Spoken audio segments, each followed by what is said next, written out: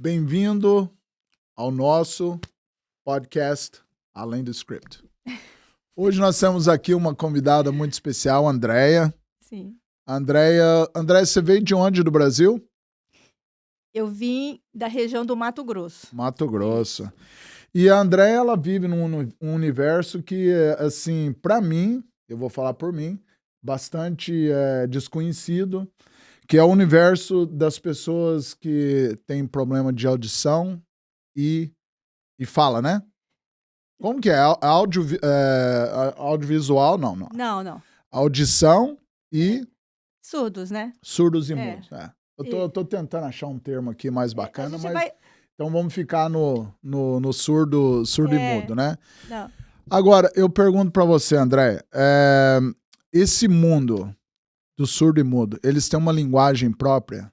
Eles têm, assim, uma cultura própria, uma identidade própria?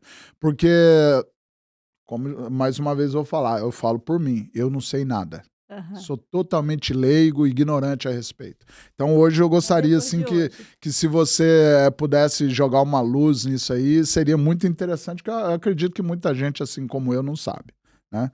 Então fala pra gente, tem ali uma linguagem própria, uma cultura própria? Sim, tem. E eu vou, antes de te dar essa resposta, eu vou fazer um comentário aqui, porque eu tenho certeza que esse comentário ele vai ser válido para todos que estão nos assistindo. Fica à vontade, né? Quando você começou me perguntando, surdo mudo. Aham. Aham. Essa nomenclatura, ela não é exatamente a correta. O surdo, ele é surdo. Aham. Ele é apenas surdo. Ele Ah. não é surdo e mudo. Então, o correto a se dizer seria surdo. Sim, Ah. isso.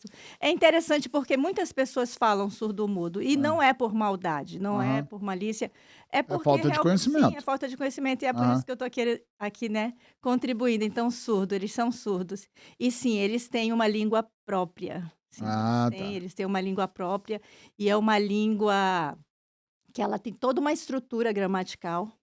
Ela é uma Então, língua igual a nossa, né? O sim, português, o sim. inglês, tem Sim, toda a como uma língua estrutura. falada, ela tem uma estrutura gramatical, ela é reconhecida, ela foi reconhecida no ano de 2002, ela é reconhecida por lei, foi Hum. amparada por lei. Ela tem toda uma estrutura para E no Brasil faz parte do MEC, tudo, igual sim, qualquer outra grade de ensino. sim. Inclusive, a Libras, ela é a segunda língua no Brasil. A Uhum. primeira é a português e depois vem a Libras, né. A Existe uma estatística, assim, de quantos surdos tem no Brasil? Vamos falar No a nível Brasil, de vamos falar Brasil, do Brasil, Tem uma isso. estatística para isso? Tem uma estatística. A última vez que eu busquei essa estatística eram mais de 10 milhões de surdos. 10 milhões? Mais de 10 milhões. Uau. Só que assim, entre surdez e perdas auditivas, né, Tá. tem uma Então, vamos falar aqui, o surdo que ele perdeu a audição. Então, ele já ouviu um dia, então tem. provavelmente ele foi alfabetizado, como todos nós. Se deu E tempo. como que dá essa sequência? Ele ouviu um dia, ele se tornou mudo, agora a comunicação dele passa a Surdo. ser qual? Sim, É surdo. surdo, é. Surdo. É. É, Ele então continua falando, né? sim. Não. Se ele nasceu ouvinte e ele perdeu por algum motivo, que existem N motivos, entre eles uma febre muito alta, a meningite. Meningite, né? Uma Meningite das é uma das grandes. maiores causas Aham. que faz com que uma pessoa que nasça ouvinte e depois, né, fique surdo, ela se a doença a acometeu quando ela já havia aprendido a falar, ela continua. Continua falando, só não Ela continua escuta. falando. Sim, Uhum. ela só não escuta, mas ela continua falando. Eu mesmo conheço, agora eu lembrei, eu trabalhei por muitos anos no Senai, e eu fui intérprete para uma surda que ela falava. Ela teve uma febre muito alta e ela perdeu a audição dela por conta dessa febre. E ela falava muito bem. E era engraçado, eu era a intérprete dela e ela era a professora de Libras na sala, para os alunos do Senai. E quando ela estava falando para os ouvintes, para os alunos, eu ficava parada. Mas quando os alunos faziam uma pergunta para ela, ela virava para que eu interpretasse para ela a pergunta. Então eu ficava ali fazendo essa então interpretação. você era intérprete para ela, então. Isso, eu era intérprete para Tá. ela, né. Entendi. Ela falava muito bem, Uhum, eu era intérprete para ela. entendi. E teve ocasiões, assim, que eu chegava a ser engraçado. Ela falava tão bem que eu esquecia que ela não ouvia. E aí tinha situações que os alunos faziam a pergunta e eu ficava parada ali.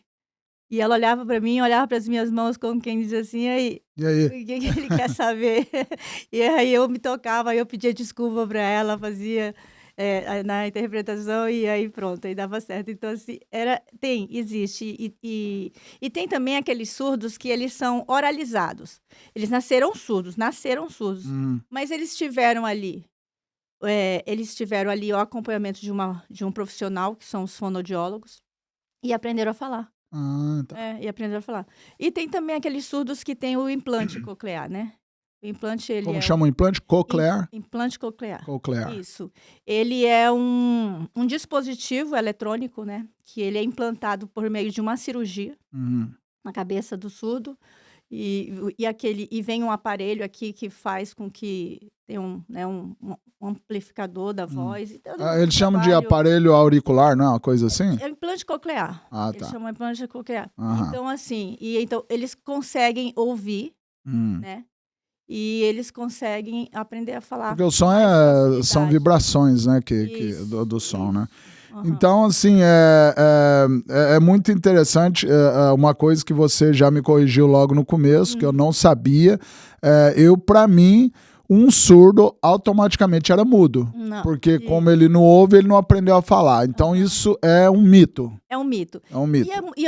E é muito comum, tá? A tua dúvida, né, ela é muito comum mesmo. Entendi. E eu mesma, antes de entrar nesse universo da Libras, eu tinha essa mentalidade que o surdo era mudo. Eu também tinha.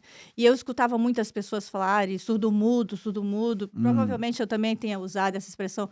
Mas hoje que a gente tem esse Mais conhecimento. mais conhecimento, chega a doer no nosso ouvido, assim, falando pelos intérpretes, né? Quando a gente escuta alguém falar surdo mudo, surdo mudo. E a gente tem que ter muito tato, assim, porque não vai ser uma correção, eu vou passar uma informação. Eu vou estar te corrigindo, eu vou estar te informando. Algo que você não Exatamente. sabia. Algo que não sabia. Então você vive entre esses dois mundos, o mundo do ouvinte, das pessoas que ouvem, assim como nós, e as pessoas que não ouvem, né? De leve. Você tem casos na família, né? Sim. Você sim, tem casos na tenho. família. E então, hoje a Andréa vai nos ensinar a enxergar esse mundo com outros olhos, Vamos né? lá. Então, vai mostrar como funciona esse universo e tudo. Então, vamos direto ao ponto. O que te motivou a aprender Libras? Qual foi a motivação?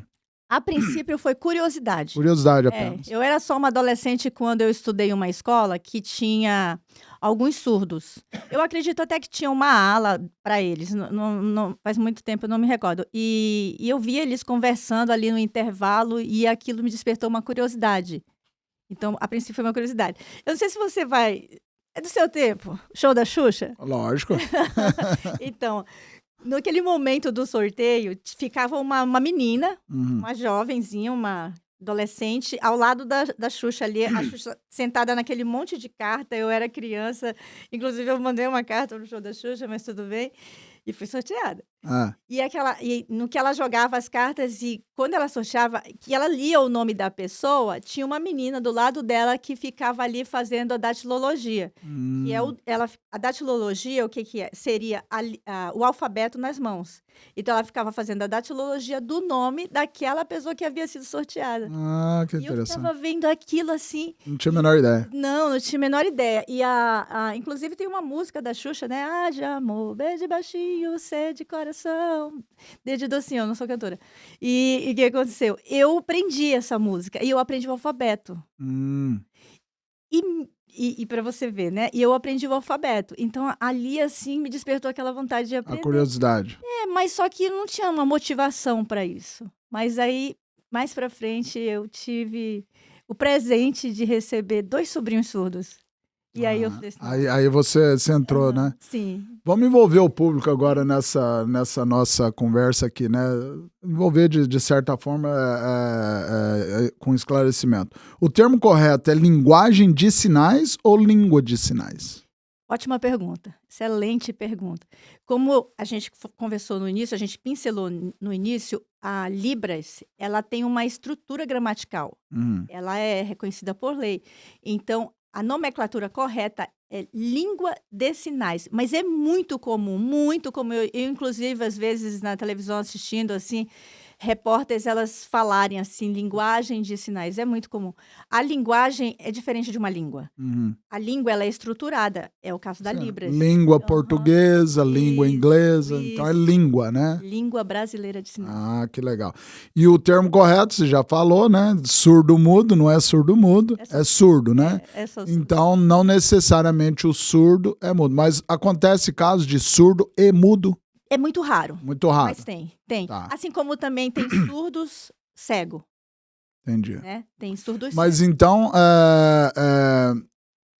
que, assim, o que leva a gente a entender e pensar que um surdo também é mudo, porque agora você falando, eu tinha, quando eu estava no Brasil, eu trabalhava na indústria, eu tinha um companheiro de trabalho que ele era, agora eu vou falar surdo, né? Aham. Mas a gente chamava ele de mudinho. E ele fazia até, como se diz, ele fazia até muito barulho, Aham. mas ele não falava. Sim. Então, de repente, pelo fato de nunca ter ouvido, ele não aprendeu a estrutura da nossa língua portuguesa, né? Então, agora faz sentido, porque a gente não chamava ele de surdo, chamava ele de mudinho, que também pode se considerar um termo pesado, pejorativo. pejorativo, né? Sim.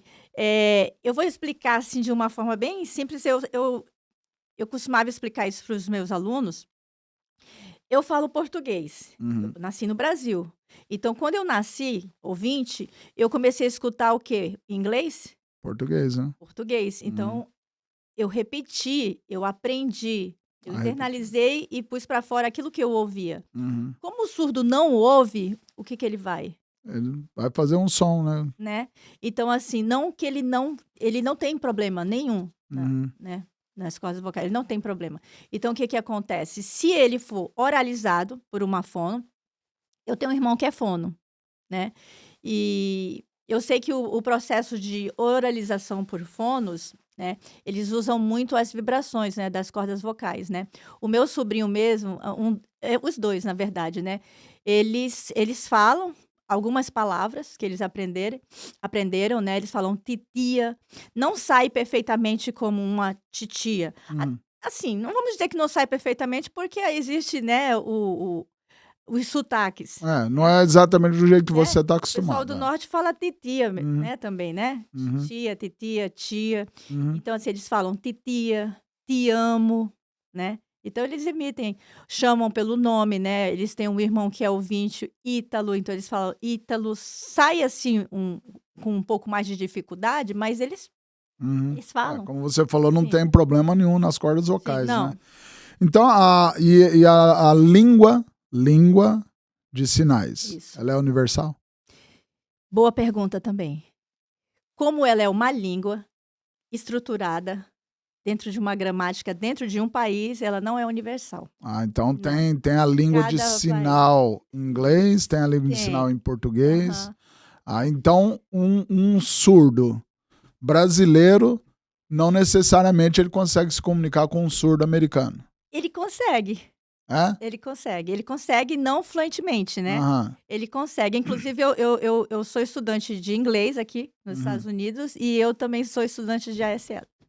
Tá. A ASA, fala para nós o que é a ASA. Seria a língua brasileira, não, né? A língua americana de sinais. American Sign Language. Isso. ASL. Isso. Não para confundir com ISL.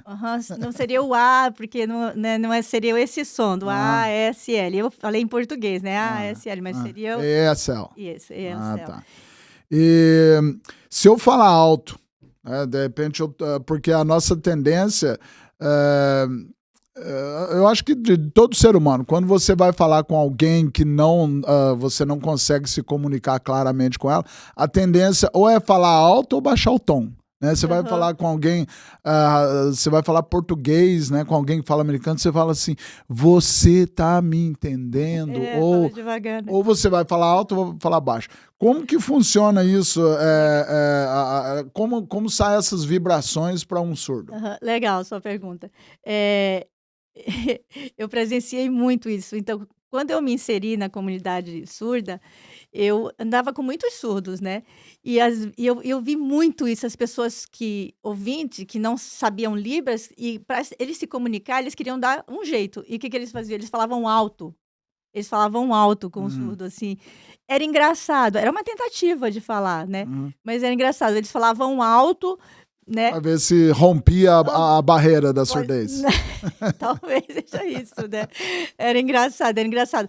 Mas eu percebo que aqui nos Estados Unidos, por exemplo, turistas, né? Eu moro numa região turística, né? Eu tô aqui em Nova York com vocês, mas eu moro em Orlando. E eu percebo que os turistas que não falam inglês, eles falam alto com os americanos. Mas é isso que eu já vi muito isso. Na tentativa de ser entendido, né? Eles falam romper, alto. Parece que tá querendo romper uma barreira, né? E o surdo, vamos falar assim, para nós que temos a nossa estrutura de língua, né?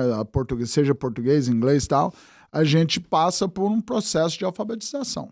Sim. E acontece o mesmo com o surdo. O surdo, se ele não passar, ele pode ser analfabeto. Boa pergunta também. Quando que o surdo é considerado um analfabeto? Quando ele não sabe a língua de sinais, que é a primeira língua dele.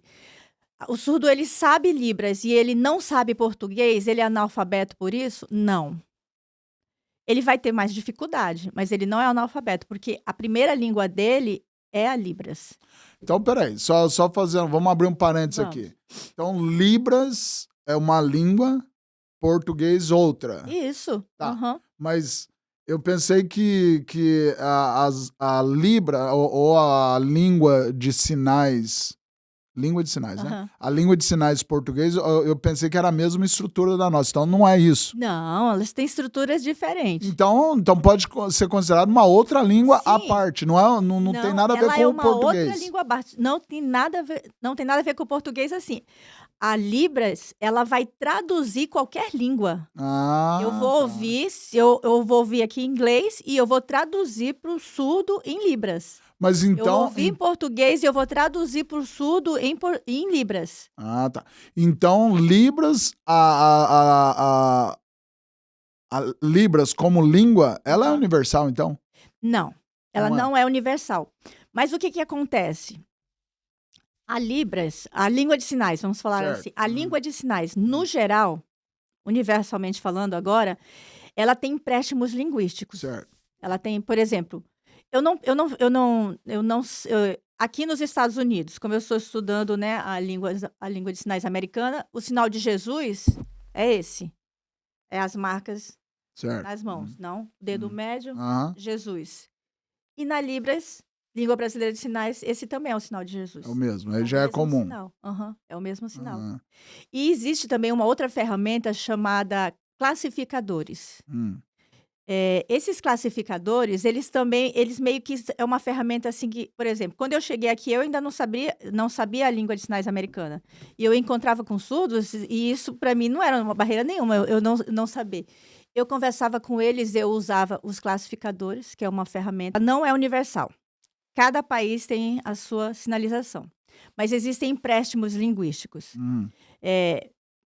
Uma coisa interessante, por exemplo, a Libras e a SL, elas se originaram da língua de sinais francesa. Entendeu? Então, acaba que tem sinais aqui nos Estados Unidos que é o mesmo sinais. Então, seria como dizer, então, o latim, onde derivou português, espanhol, francês e tá o latim lá, porque o latim ele deu um monte de palavras em comum para as 4 línguas. Então, Libra é a língua mãe e dela se derivou seja inglês, português, onde você vai encontrar muitas coisas em comum. E na Libras também teve um empréstimo linguístico da língua de sinais francesa, entendeu? Tá. E do inglês também, do português. Então, existem esses empréstimos linguísticos. Então, eu, por exemplo, mesmo ainda assim, iniciante aqui da língua de sinais americana, quando eu encontrava surdos nos locais, nas ruas, por aí, nas lanchonetes, eu conseguia me comunicar com eles. Eu Agora, consigo. aqui vai uma pergunta fora da curva. E Vamos se lá. eu escrever aqui, escrever em português tal, para um surdo Sim. que é alfabetizado, ele, né, ele foi Aham. alfabetizado na Libra No Brasil. brasileira, Isso. Aham. né? É brasileiro ele. Aí ele é brasileiro, eu vou lá, eu escrevo tudo assim e entrego para ele consegue ler. A estrutura da Gramatical. gramática da Libras é diferente da estrutura da gramática do português. Certo. Então, e eu acredito que isso Que daí... no caso seria o Braille. Não. Não tem nada a ver. Não tem nada a ver. O Braille é a não escrita entra aí. mesmo. Ah, tá. É a escrita mesmo. Ah, Mas a estrutura é um pouco diferente. tá. Então, assim, ele não vai entender, ele vai entender, mas vai ficar confuso. E o inverso, Entendeu? como ele escreveria para mim? O surdo, ele é visual. É só visual. Ele é visual. Então, assim, a sinalização dele, ele é como se... Vamos usar essa coisa. É como se abrisse aqui assim, ó. Um telão aqui assim. Uhum. Entendeu? Isso é natural para eles. É um campo visual. Sim, é um campo visual. Isso é natural. Não acontece isso para eles, né? Mas para você entender. Aí, como se abrisse um telão aqui. Então, tudo aqui está desenhado. E aí, ele passa para cá. Você entendeu? Entendi. Seria mais ou menos... Isso é de forma natural para eles. É só para que você entenda. Uhum. Então, assim, por exemplo, o meu sobrinho, quando ele falava para mim assim... Ele perguntava para mim se ele podia ir na minha casa. Uhum. Entendeu? Eu posso ir na sua casa? Então, ele sinalizava a minha casa primeiro aqui. Aí ele falava assim, ó, casa sua. Mas ele não passa isso pro papel. Passa, dá pra passar isso pra... Então seria igual os emojis de hoje aí, que eles colocam, que tem uns emojis, né? Tem mãozinha pra isso e... É isso. Eu tô te explicando assim, só pra que você entenda que se eu colocar assim, no papel, na língua portuguesa pra ele, assim, ele vai ter dificuldade, porque a estrutura dele é diferente. É desenho. Então, como tudo pra ele Visual. Por exemplo, nessa frase minha aqui, fala pra mim você, nessa frase, eu posso ir na sua casa, o que tem maior nessa frase, assim, o que se destaca, assim, se você precisasse fazer um desenho? Casa. A casa. Aham. Você entendeu? Entendi. Então, assim, ele vai pôr a casa aqui. Uhum. Então, a casa pra depois ele ir pra casa. Entendi. Entendeu? Porque se... Eu vou usar essa aqui, assim, ó.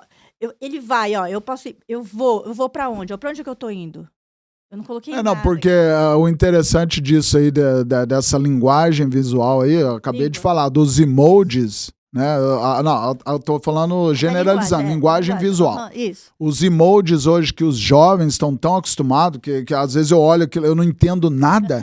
Você começa, você coloca... tradução pra cada o pessoal não escreve mais, eles colocam um negocinho, coraçãozinho, e um negócio chorando, e aí vai pá, aquilo ali é uma frase completa. Aí você fala assim, meu Deus do céu, de onde veio isso aí? Estão criando uma outra linguagem, né? Já criaram, né? Porque tem bonequinho para tudo. Então, é interessante isso aí, porque essa é uma curiosidade que eu tinha. Por exemplo, se eu poderia escrever algo, já que eu não consigo fazer os sinais, né, da língua, então eu preciso, vamos usar um exemplo, você é surdo, eu preciso me comunicar com você, escrevo aqui, Andréia, tem como você fazer isso assim para mim e entregar o papel para você. Que interessante, olha aqui que eu lembrei, aqui veio à minha mente agora. Tem uma surda amiga minha lá no Brasil, a Kelly, um beijo, Kelly, né, vai ter legenda depois, né? Faz aí, mano. Ela gostava muito de ler. Eu acho Ela é que surda? Surda profunda. E ela gosta muito de ler, a Kelly. Ela é uma leitora, né? Os meus sobrinhos têm faculdade, né? E ela gostava muito de ler. Então, assim, ela entendia bem a Bíblia. A Bíblia, ela é complexa para ouvintes ler, né? Até para nós, interpretada, né? Claro, E ela gostava de ler a Bíblia, entendeu? Mas teve um dia que eu estava no meu trabalho e ela estava no trabalho dela. E ela me mandou uma mensagem assim, aquela mensagem desesperada, me ajuda rápido, porque a chefe dela havia pedido para ela escreveu para ela, a chefe dela escreveu para ela pegar uma coisa e essa coisa estava na gaveta. E ela não sabia o que era gaveta. Você tá entendendo? Entendi. Então ela travou ali. Precisava de um sinal para gaveta. Isso, ela travou ali. Existe sinal para gaveta, mas ela não sabia, ela não tinha relacionado que aquela palavra gaveta era a gaveta, Aham. né? Da A maneira que ela gaveta, conhece. isso. E aí foi quando eu fiz a videochamada para ela e expliquei o que que era. Então, você entendeu? Mas aí visualmente aí fica mais fácil, né? Sim, E um surdo, ele é considerado deficiente? sim, Ele é é, deficiente. sim, deficiente. Além da surdez, ele possui outras deficiências? Sim, tem surdos que têm a surdo e nascem cego. Eles são surdos e nascem cego, que é a surdo-cegueira. Hum. Inclusive, eu estudei na época que eu estava aprendendo Libras, na minha sala tinha um surdo cego. Ah, agora que me esclareceu o negócio. Eu falei Braille. Braille é para cego. Braille é para cego. Ó, desculpa aí, viu? É. Ah, Então, ah. ele estava na sala para aprender Libras. Ele Aham. estava na sala para aprender Libras. Mas ele é cego, né? E a Libras, você vê aqui os sinais acontecendo aqui, Uhum. e ele era cego. Então, ele estava aprendendo Libras porque existe uma adaptação para o surdo cego, que é a Libras tátil, Uhum. né? Tudo vai acontecer na mão No dele, toque, né? no toque. Aham. E assim, eu fiz questão de, na época, sentar próxima dele para sempre que tivesse alguma atividade, algum exercício na sala em dupla, para eu fazer dupla com ele, porque eu queria também aprender a Libras tátil, né? Ah, entendi. Então, Então, no caso, você é uma estudante, né, nessa área, você está sempre se eternamente, atualizando eterna estudante. vai- Assim como eu não sou fluente em português, em inglês. né? Em português, em inglês. Português Libra, né? Aham, eu vou ter que, eu tenho que estudar eternamente. Mas só continuando a falar sobre as doenças do surdo. Então, tem sim, doenças, assim como o ouvinte. O ouvinte nasce com algumas doenças, Claro. e mais de uma, existe também. Mas não é que é uma coisa assim que ele é surdo e ele tem problema de cabeça. Eu queria falar sobre isso porque hoje não, mas muito no passado as pessoas tratavam o surdo como uma doença mental. Mental, Uma doença mental, certo. né. E assim, dentro da minha família, quando o meu primeiro sobrinho nasceu, eu escutei um parente meu perguntando: "Esse menino tem problema de cabeça?", né. Então assim, eu acho relevante tocar nesse assunto porque Ignorância, né? Até sim, mesmo sim, quando se ignorância. trata de autismo, né? Ainda existe muita ignorância. Tem surdo autista, Tem, tem né? surdo que nasce com glaucoma, tem surdo que nasce com superdotação, né. Então tem, assim como tem entre os ouvintes também. Então é só mais um. Igual, sim. E no caso, todo surdo ele precisaria de um intérprete ou não? Nem todo surdo precisa de intérprete. Tem surdo que eles são implantados, que passam, né, pelaquela cirurgia e colocam o implante que o nome Como é que chama? implante coclear, Coclear. né, eu havia mencionado, eu acredito. Aham. Então assim, eles ouvem, né, se eles estiverem com o implante dele. E que interessante, tá? O implante coclear, ele não cura a surdez do surdo, ele não cura. Ele, enquanto ele estiver usando o aparelho, ele tá aqui ouvindo, mas se a bateria acabar, ele é surdo, Ah, tá. você entendeu?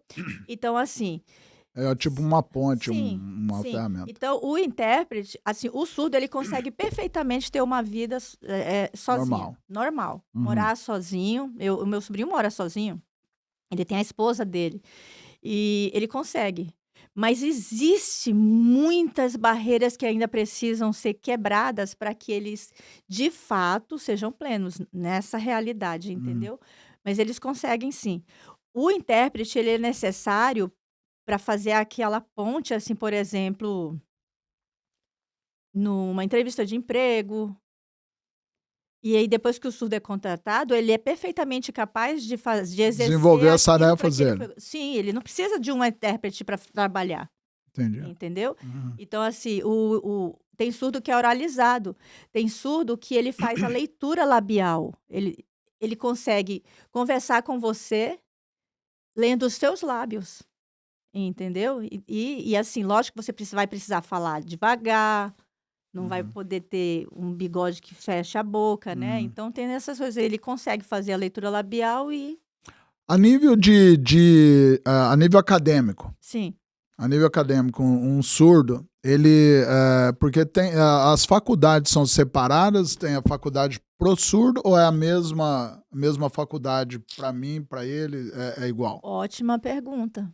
Como que é? É tudo junto. Tudo junto. Sim. A mesma faculdade A que, mesma que faculdade. solta um engenheiro para a vida, e é a mesma que vai soltar o Sim, mudo. é a mesma. O Mudos, surdo. mudo não. Surdo. Aham. Engenheiro, surdo médico, Sim, tem. tem. E nesse caso ele vai precisar do intérprete. Tá. Pra Aí ele conseguir, precisa sim, do vai lado dele precisar. sempre. Sempre, Tá. sempre. E ele tem esse direito por lei. Ele tem Tá. esse direito Ele por é lei. amparado por lei. Sim. Tá. E o que significa CODA? CODA. Isso. A CODA, ele se refere a todas aquelas crianças ouvintes de pais surdos. E Ah, tá. existe, inclusive, uma associação mundial que dá assistência a essas crianças que nascem nasce entre um casal de surdos, né. Então ele é um Então, CODA significa a letra C é sigla. child, né? Que é criança, Isso, né? é uma A sigla. letra O, né? D, Deaf. deaf, que é surdo. Aham. E a letra A para adults. Adults. Aham. Então, são filhos de adultos surdos. São filhos de pais surdos.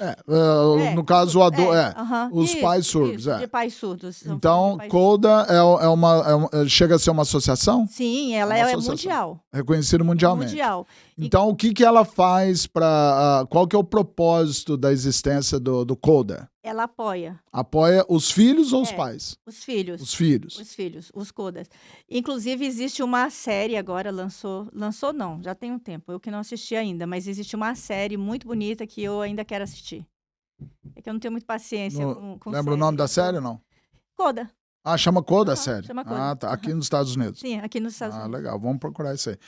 E um surdo, ele pode ir num show musical, de repente ele gosta, sei lá, não sei, ele curte música. Como que é música para um surdo? Interessantíssima a sua pergunta, né? Porque é música, né? Aham. Coisa assim. E surdo gosta. Gosta de música. Gosta. Inclusive, eu já perguntei para um dos meus sobrinhos se ele gostava, porque na igreja tem as músicas, né? Tem os louvores, né? Uhum. E assim, eu perguntava para eles se eles gostavam. Então, lógico que vai depender muito de quem está interpretando, né? Então, o intérprete ele tem que ser um bom intérprete, porque a música, você tem que transmitir a emoção da música. Você tem que passar tudo isso para o surdo, porque se o intérprete não for um bom intérprete para passar toda essa emoção que tem numa música para o surdo, e a música, ela é uma poesia, né? Então, ele ainda vai ter que ter todo esse cuidado de traduzir para passar a essência do que a música E está passar falando. com emoção, né? Com emoção. Porque se não tiver emoção, aí também já não... Então, eles amam, sim, eles vão em show, até porque eles sentem muito as vibrações. E os shows, geralmente, né? Vibra muito, né? Vibram muito, né? Você consegue sentir até aqui dentro no coração, assim, né? Os impactos. Então, eles sentem todas. Sobe pelo solo também, sobe, né? Então, assim. Que legal. Assim. E você mencionou antes, né? Implante coclear. Coclear. Uhum. Você poderia falar pra gente, dar uma explicadinha aí, o que é um implante coclear? Ele é uma cirurgia, Aham. né? Ela é uma cirurgia cara e ela é uma cirurgia que ela existe algumas, vamos dizer assim, alguns preconceitos, né? Por quê? No passado, ela era uma cirurgia que ela era arriscada. Então acabou que muitos surdos, né, eles acabaram tendo assim um certo preconceito com essa cirurgia. O preconceito vem do próprio Vem surdo. do próprio surdo. Tá. Vem do próprio surdo. Então, por medo ou porque talvez assim eles têm a cultura surda, ela é muito forte, eles são muito unidos. Muito bonito isso, sabe? Então assim, eu vou falar pelos surdos que eu convivi, tá? Para algum deles, assim, é como se o surdo tivesse simplesmente ignorando a surdez dele. É como se aquilo ele estivesse rejeitando, entendeu? Seria mais ou menos isso. Eu acredito que hoje, né, muita coisa mudou, mas ela, assim, para quem consegue realizar, é uma qualidade melhor, né?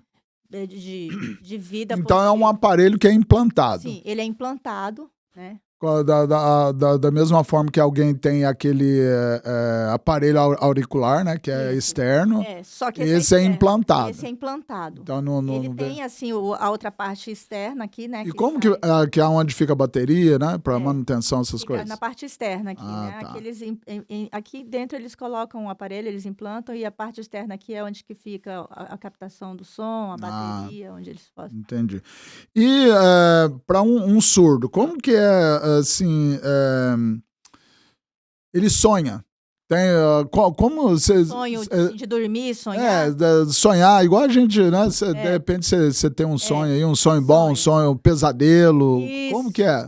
Eles têm, normal. Eles têm. Igual. Não é igual. Não é igual. Eu já perguntei pro meu sobrinho. O sonho deles, pelo menos pelo meu sobrinho. Meu sobrinho, ele tinha muito pesadelo na infância. Ele tinha muito pesadelo, né? E o sonho que eles têm, é baseado na fala do meu sobrinho, não tem vozes. A gente sonha conversando, né? Com as pessoas ali. Eu já sonhei sem som também, já. Então. Mas eles não têm voz. Então, é tudo visual. Tudo visual. É tátil, é visual, não tem voz. Então, o sonho deles é o mesmo coisa. Silêncio, né? No sonho também. O mesmo silêncio. E o que significa Libras? Qual é o significado de Libras? É uma sigla, né? É língua brasileira de sinais. De sinais. Então, Libras. Libras. Mas então não tem Libras. Língua brasileira de sinais. Libras. E em inglês, como que seria? American Sign Language. Então a ASL é o equivalente a Libras. Isso, sim. Tá. É equivalente a então, Libras. Libras... É a língua brasileira de sinais Libras e a língua americana de sinais... Ok. Agora ficou claro que até a própria pergunta que eu fiz antes, se Libras era universal. Não tem como ser universal se é brasileira. É uma sigla. Agora ficou claro. Então, Libras é exclusivamente língua brasileira de sinais. Tá. Eu pensava que Libras era para todo universal. mundo. Boa tua pergunta. Eu nem sabia que Libras era língua brasileira de sinais. Não sabia disso. Não sei quantas pessoas sabiam. Agora já. Então, e tem, assim, algum dia comemorativo, um dia especial para surdo? Excelente pergunta. Tem. Tem, inclusive o Dia Mundial do Surdo. Isso. Que é 30 de setembro. 30 de setembro. E o dia do surdo no Brasil é o dia 26 de setembro também. 26. No mesmo mês, né? Então, 26, o Mundial é 30 e no Brasil é 26. 26. E também... Comemora-se os dois. Os dois. Então... Chega a ser feriado? Não, feriado não. É uma comemoração isolada deles. Mais não discreta. Chega, não vê feriado. Mas nem para eles país, é feriado? Não. Facultativo, talvez. É o aniversário deles. E o intérprete, me corrija se eu estiver errado. Sim. Para ser intérprete tem que ser surdo? Não, o intérprete ele precisa ser ouvinte. Tá. Professor de línguas que tem que ser surdo? Qual professor que de língua de sinais, você fala de Libras, no caso, né? O surdo, ele vai precisar do intérprete para ensinar, mas assim... O surdo, eu até acredito que... então, o intérprete não tem como ser surdo, então? O intérprete não, ele precisa ser ouvinte, porque ele vai ali, né? Ele vai ouvir... Ele é a ponte. Isso, ele é a ponte. Mas tem surdo que é implantado, que eles podem interpretar. Eles estão ouvindo e interpretando aqui perfeitamente. Tem também. Eu aprendi língua de sinais com ouvintes. Eu aprendi no SEADA, né? No CAS, em Cuiabá, com ouvintes, né? Mas eu tive também professores surdos. Tá. E você também fez Senai, né? Você era instrutora no Senai? Eu era contratada no Senai como intérprete. Então, assim, o que eu cheguei de fazer no Senai, por exemplo, eu fui intérprete de uma surda, eu ensinava Libras, entendeu? Então, essas duas coisas eu fazia. O que eu vou falar para você, bem interessante, assim, baseado nessa pergunta aí, o surdo, ele pode ensinar, aliás, o ouvinte, ele pode ensinar Libras, ele pode ensinar, mas ele precisa ser capacitado para isso.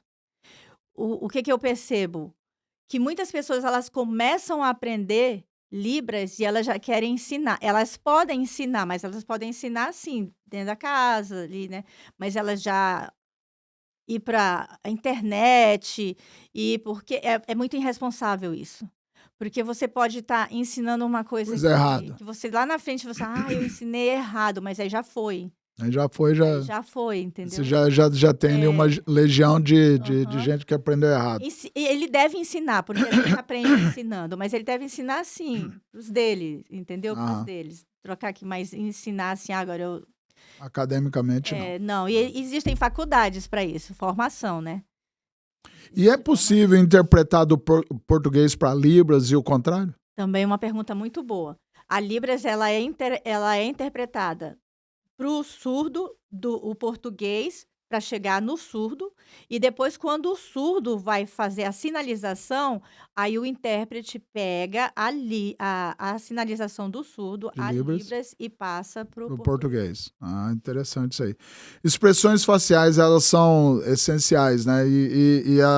Assim, é um complemento ou ela é essencial, imprescindível? As expressões faciais, inclusive, elas estão dentro da gramática do surdo. Ela é imprescindível. Então, ela não vai sem ela. Não vai sem ela. É a emoção. Lembra a parte da emoção? Como que eu vou passar a emoção para o surdo? Pra sentir. Nas minhas expressões, não só faciais, mas corporais também. Eu vou te dar um exemplo aqui que me veio à mente. Por exemplo, eu vou fazer um sinal para você que você não conhece, né? Então, você vai tentar adivinhar que sinal que é esse. Só pela minha expressão. Você tá feliz? Não sei. Pois é.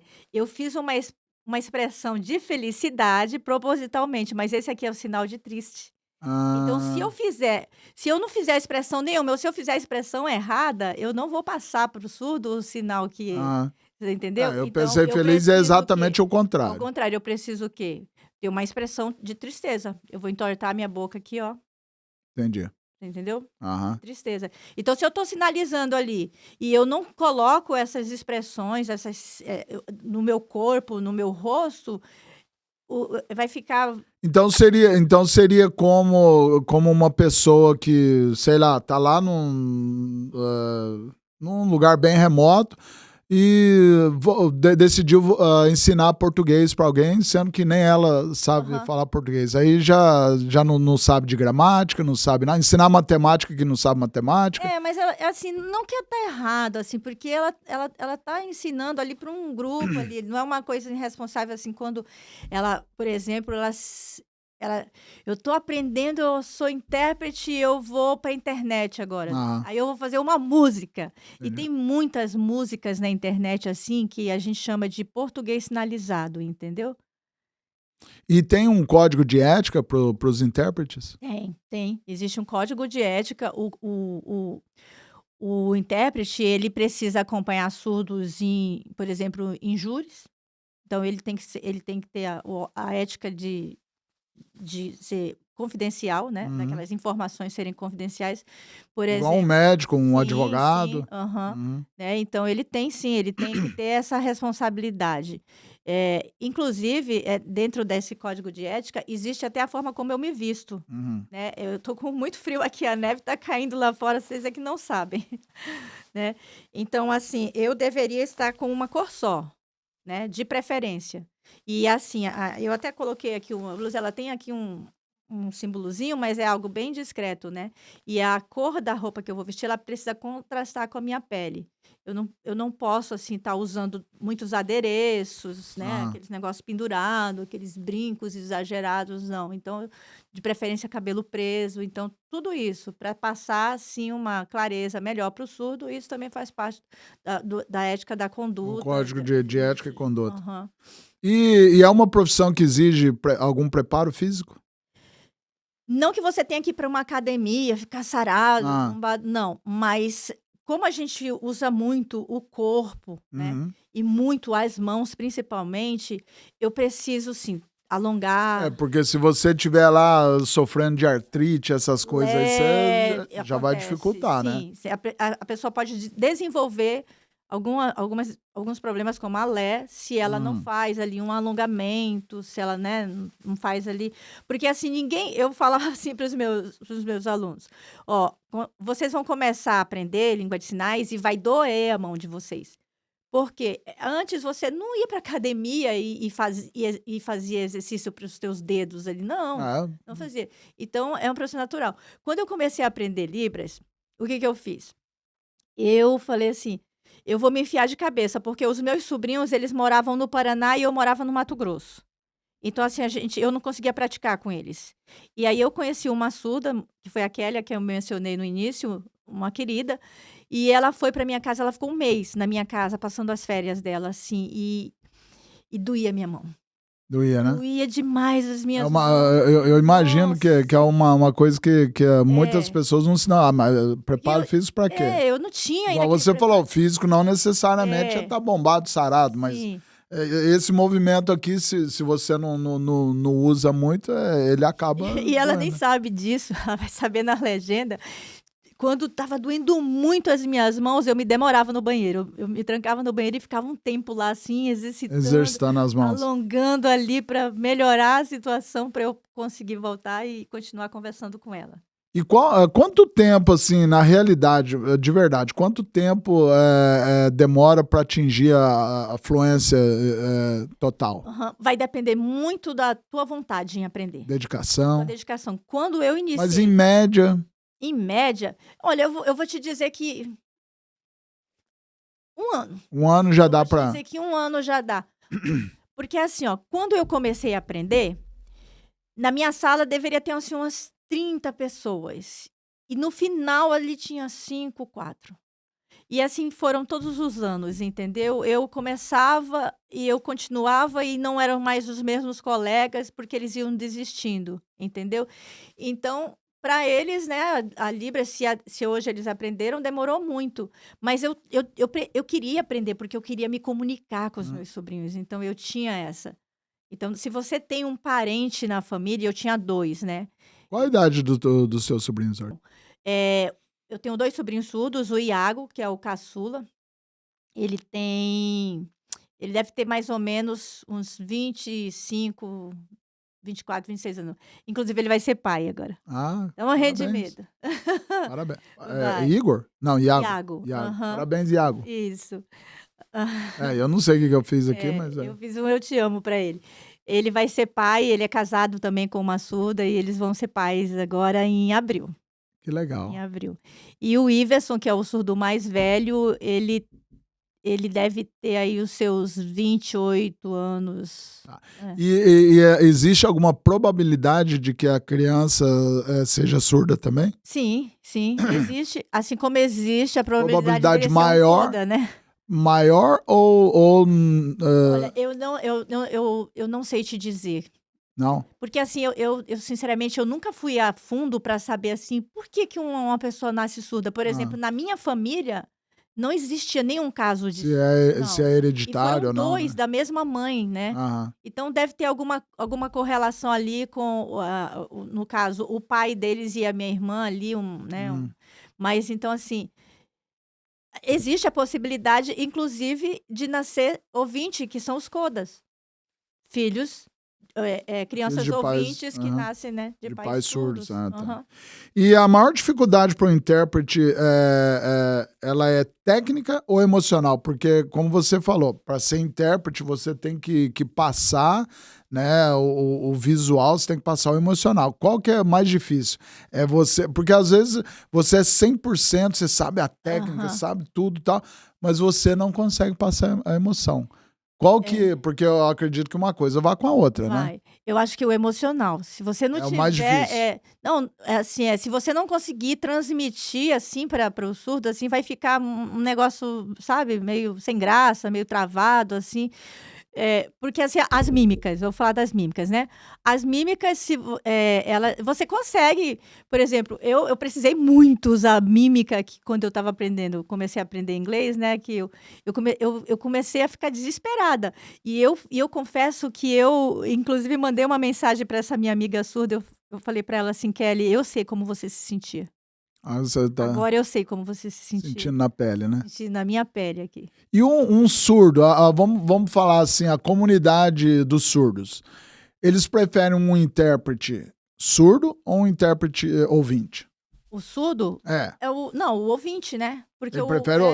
porque Porque... o intérprete, ele precisa ouvir para ele poder interpretar Aham. para o surdo, né? Ah, tá. Então não tem É, essa possibilidade. Não, é. mas e Se aquele for que... sim. O implantado? Não, se for implantado, sim. Eu acho que Mas aí ele prefere o implantado ou... eu acho que eles não vão ter essa preferência, Não não. tem. Porque acaba que o intérprete, eu vou falar por mim.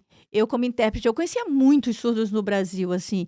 E, assim, eu tinha, assim, uma empatia, assim, muito forte, né? Porque talvez eu fosse tia de 2 surdos, então eu tinha uma empatia, assim, muito forte pelos os surdos, né? Que eu acabava, assim, me empenhando mais, assim. Por exemplo, eu sem cobrar nada, eu acompanhava surdos em viagens aéreas para eles fazer o primeiro voo deles, entendeu? Para eu Ah. poder ali estar explicando tudo que ia acontecer, acalmando, né? E cirurgia, eu acompanhava surdos que iriam passar por algum procedimento cirúrgico, entendeu? Para que eu pegasse ali as orientações do médico e passasse para o surdo, antes, né? E depois, e durante também a cirurgia, né? Então, o que ia acontecer, que o médico ia fazer isso, que ele iria dormir, enfim, né? Então, assim, E o intérprete é uma profissão valorizada? não. Não é? É assim, é valorizada, mas eu acho que é mal remunerado.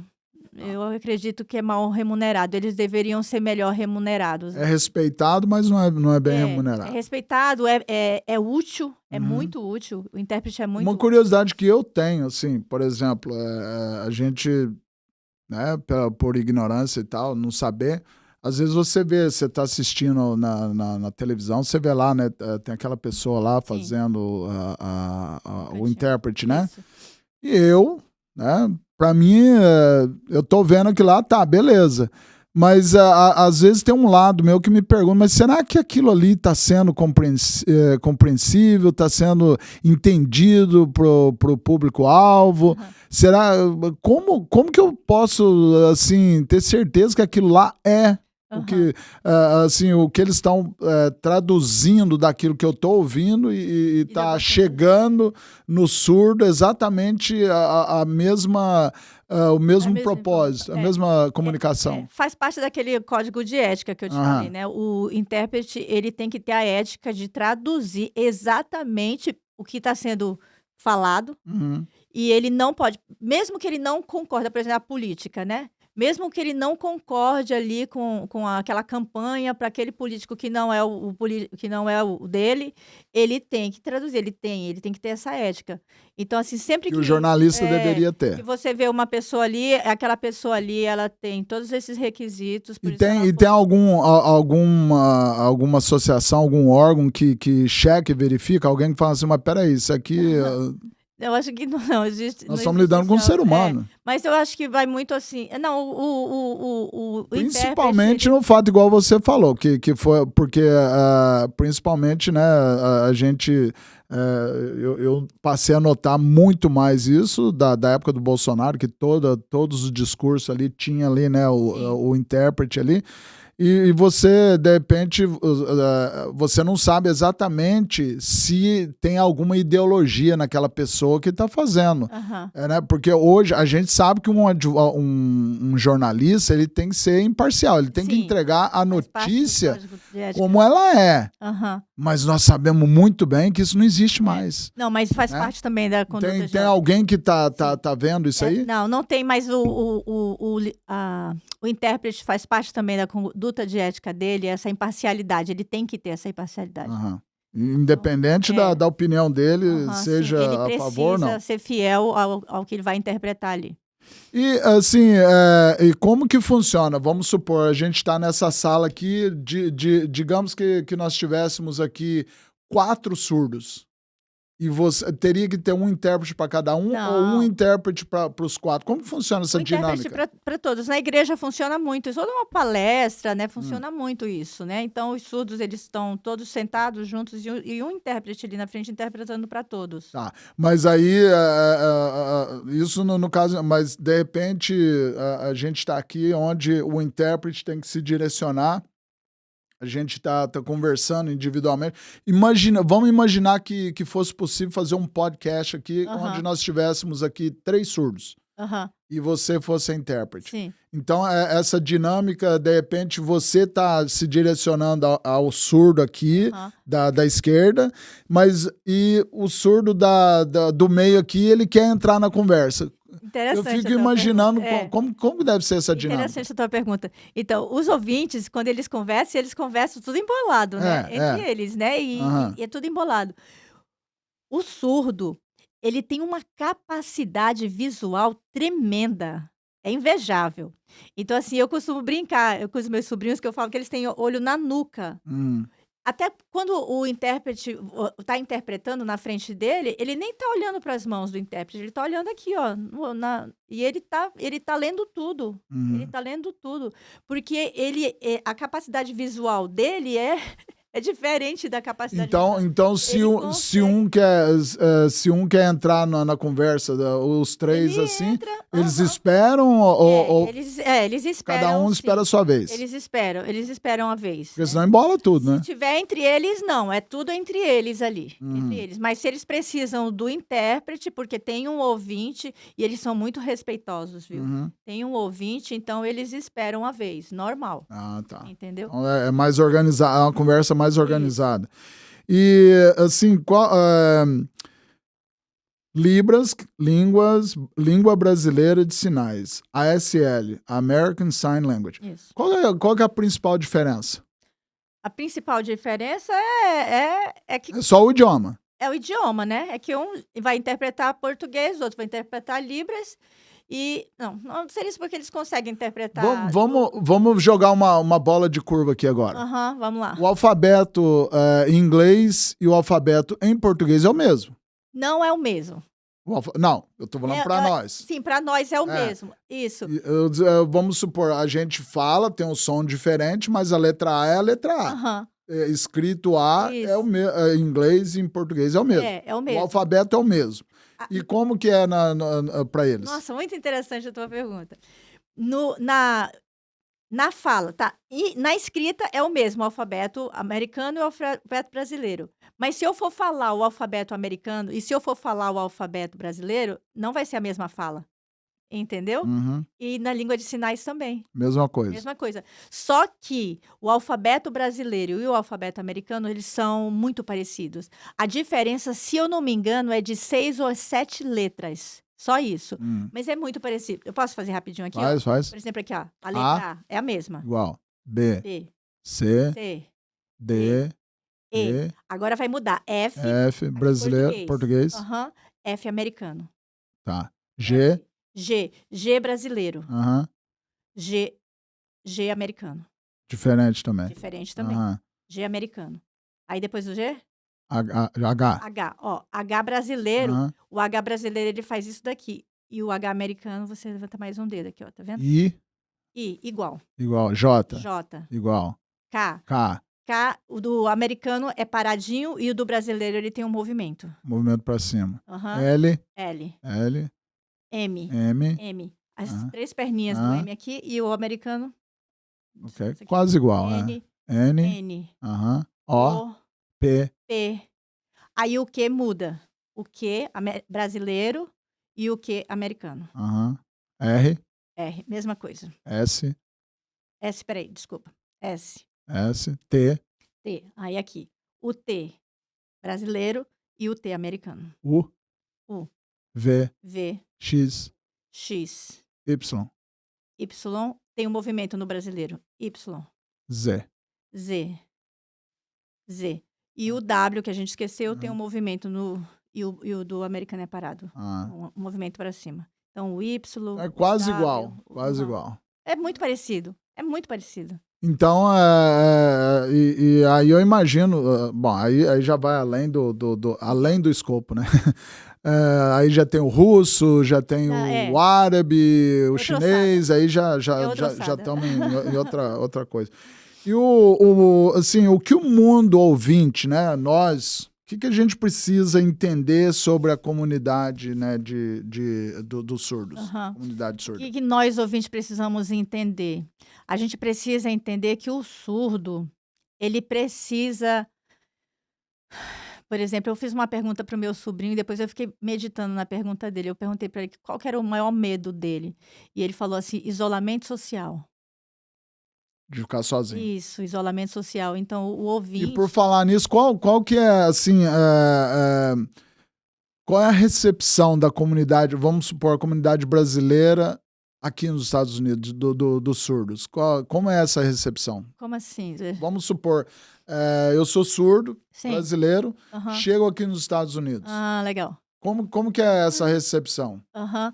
Olha, eu encontrei recentemente, eu acho que foi agora, em dezembro, 2 surdos no Outlet, em Orlando. Hum, E é assim, uma coisa bem interessante, o intérprete, como eu te falei, o surdo ele tem um campo visual, assim, tremendo, né. E o intérprete, ele acaba que ele começa a melhorar esse campo uhum. visual também. Então, Passa a ser assim, mais sensível também. mais sensível. Eu estava normal, andando assim, então eles estavam vindo e eu estava indo. E eu passei por eles e eu não estava olhando para eles, mas eu consegui captar que eles estavam conversando com as mãos. Você Hum, entendeu? E aí eu me virei e confirmei que eles estavam me conversando com as mãos e eu identifiquei que o sinal que eles estavam utilizando era era português. português, era Ah, libras. aham. E não Ah, é os sinais sério. americanos, não é sério. E aí eu fiquei olhando para eles assim, e aí eles pararam ali para conversar e eles viram que eu estava olhando, aí eu já me intrometi na conversa. Aí a gente já começou a conversar e eles eram do Brasil, eles estavam de férias aqui. Que legal. Então, assim, eles, né, eu acredito que os aeroportos devem ter, né, pessoas preparadas para isso. Inclusive, uma vez, uma pessoa que trabalha dentro da embaixada brasileira aqui, ela me falou sobre isso. Ela falou assim: "Olha, a gente, né, precisa de pessoas assim". Eu falei: "Ah, quem sabe, né?". No Sabe? caso, os teus dois sobrinhos que você tem, eles já tiveram contato com algum outro surdo que, por exemplo, vamos dar um exemplo, um surdo americano. Eles já tiveram esse contato Sim, sim. e é difícil a comunicação para eles? O Iago, Aham. o surdo caçula, ele tem amigos aqui em Nova York, inclusive Americanos. aqui, Aham. americanos, surdos, aqui em Nova York. E ele sabe, nossa, eu sei que eu sou coruja, né, mas ele sabe língua americana, a sinalização americana, ele sabe, língua de sinais americana, é isso que eu queria falar. Ele sabe a língua de sinais americana, ele sabe inglês, ele é surdo, ele sabe inglês, ele digita para mim ali no Uhum. celular em inglês, ele sabe inglês. Que Eu acho legal. ele muito inteligente. Inclusive, eu quero abrir um parênteses aqui, que ele se destacava na escola em matemática, em português ele se destacava. Para você ver, né, que você perguntou ali no início se tudo tinha algum outro problema, né, Uhum. eles são capazes, perfeitamente capazes. Algum famoso surdo, cientista, Aham. médico, sei lá, Gente, que pergunta legal a sua. Deve ter, com certeza tem sim. Eu é que não sei. no Não momento conheço. não vem ninguém É. na mente. Bom, para a gente encerrar esse bloco aqui sobre surdo, Aham. que para mim foi muito esclarecedor, né? Legal. A gente vai de um ponto de ignorância a saber um pouquinho mais, e quando você começa a aprender um pouquinho mais, que você, né, fala assim, bom, eu fui ignorante até aqui, daqui para frente eu vou me interessar mais, você começa a aprender, né? Você Aham. vai deixando a ignorância para trás. Sim. Então eu me Deixou sinto de nesse ser. estágio aqui agora. Aham. Se você pudesse desbancar um único preconceito que existe, né, com relação aos surdos hoje, qual seria? Qual Que que é o o maior preconceito Aham. que você Que acha que o existe contra a comunidade que o dos surdo surdos? é bobo, Uhum, que o surdo é incapaz, uhum, entendeu? Que o surdo não consegue, uhum, que, por exemplo, uma vaga de emprego ali numa entrevista entre o ouvinte e o surdo, entendeu? uhum, Achar que o surdo não é capaz de exercer aquele cargo ali, porque só pelo fato dele não falar, uhum. entendeu? Que ele é inferior, ele não é Ele é inferior. inferior, que ele não é. Você entendeu? Legal. Então, Isso aí nós como seres humanos, a gente tem que aprender e acostumar com o diferente. sim. O E diferente para aceitar. nós chega a ser para muitas pessoas o diferente incomoda, né? Bom, então eu acho que né, fechando esse bloco, como eu disse, com relação à comunidade surdo, né? Que é até difícil para a gente acostumar a falar surdo, porque surdo e mudo vem automático, surdo e mudo, né? Agora você, Agora, você só no começo, daqui a pouco você acostuma. vou me policiar né, daqui para frente que surdo não é mudo. Não. Que pode até ser, né? Pode, é raro. Mas não é. Pode. Não Surdo não é mudo. Eles Surdo é podem surdo. falar, eles falam, tem surdo que fala muito bem. Bom, mudando agora, vamos falar da Andréia. Vambora. Como que foi a tua infância, Andréia? Vamos lá. A minha infância, ela foi uma infância, assim, de 5 irmãos comigo, né? 5 irmãos e de um divórcio. Divórcio não, eles só se separaram, né? Então, meus pais se separaram. Então, meu pai foi para um canto e minha mãe ficou com a gente para outro. Então, foi uma infância difícil, eu acredito, porque a minha mãe, ela precisou se doar mais, né? Ela trabalhava fora e ela precisou fazer horas extras. Então, assim, na minha infância, quando eu acordava, minha mãe já tinha saído para trabalhar. E quando eu ia dormir, ela não tinha chegado ainda. Muitas vezes, muitos dias isso acontecia. Então, eu via minha mãe nos finais de semana.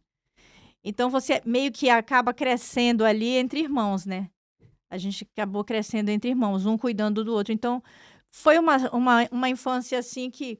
Diferente. Hoje, a gente vê que uma família bem estruturada é uma família que cresceu ali o pai, a mãe, né?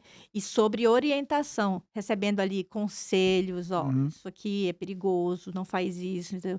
Então, Que assim, faz toda uma diferença na muita estrutura familiar, diferença. né? Então, eu não tive esses aconselhamentos. Essa base. Não tive. Então, o que aconteceu na minha adolescência, e não só na minha, mas dos meus irmãos também, então eu dei muito trabalho, Rebelde. então fui rebelde. Ah, fui tá. rebelde. E você nasceu onde mesmo? Em Manaus. Manaus. Manauara. Manauara. Isso. Quem nasce em Manaus é Manauara. Manauara. Ah, Manaus. Inclusive, saiu uma vez no show do 1 milhão essa pergunta e a pessoa não ganhou esse 1 milhão porque por Manauara. Eu nunca... Manauara.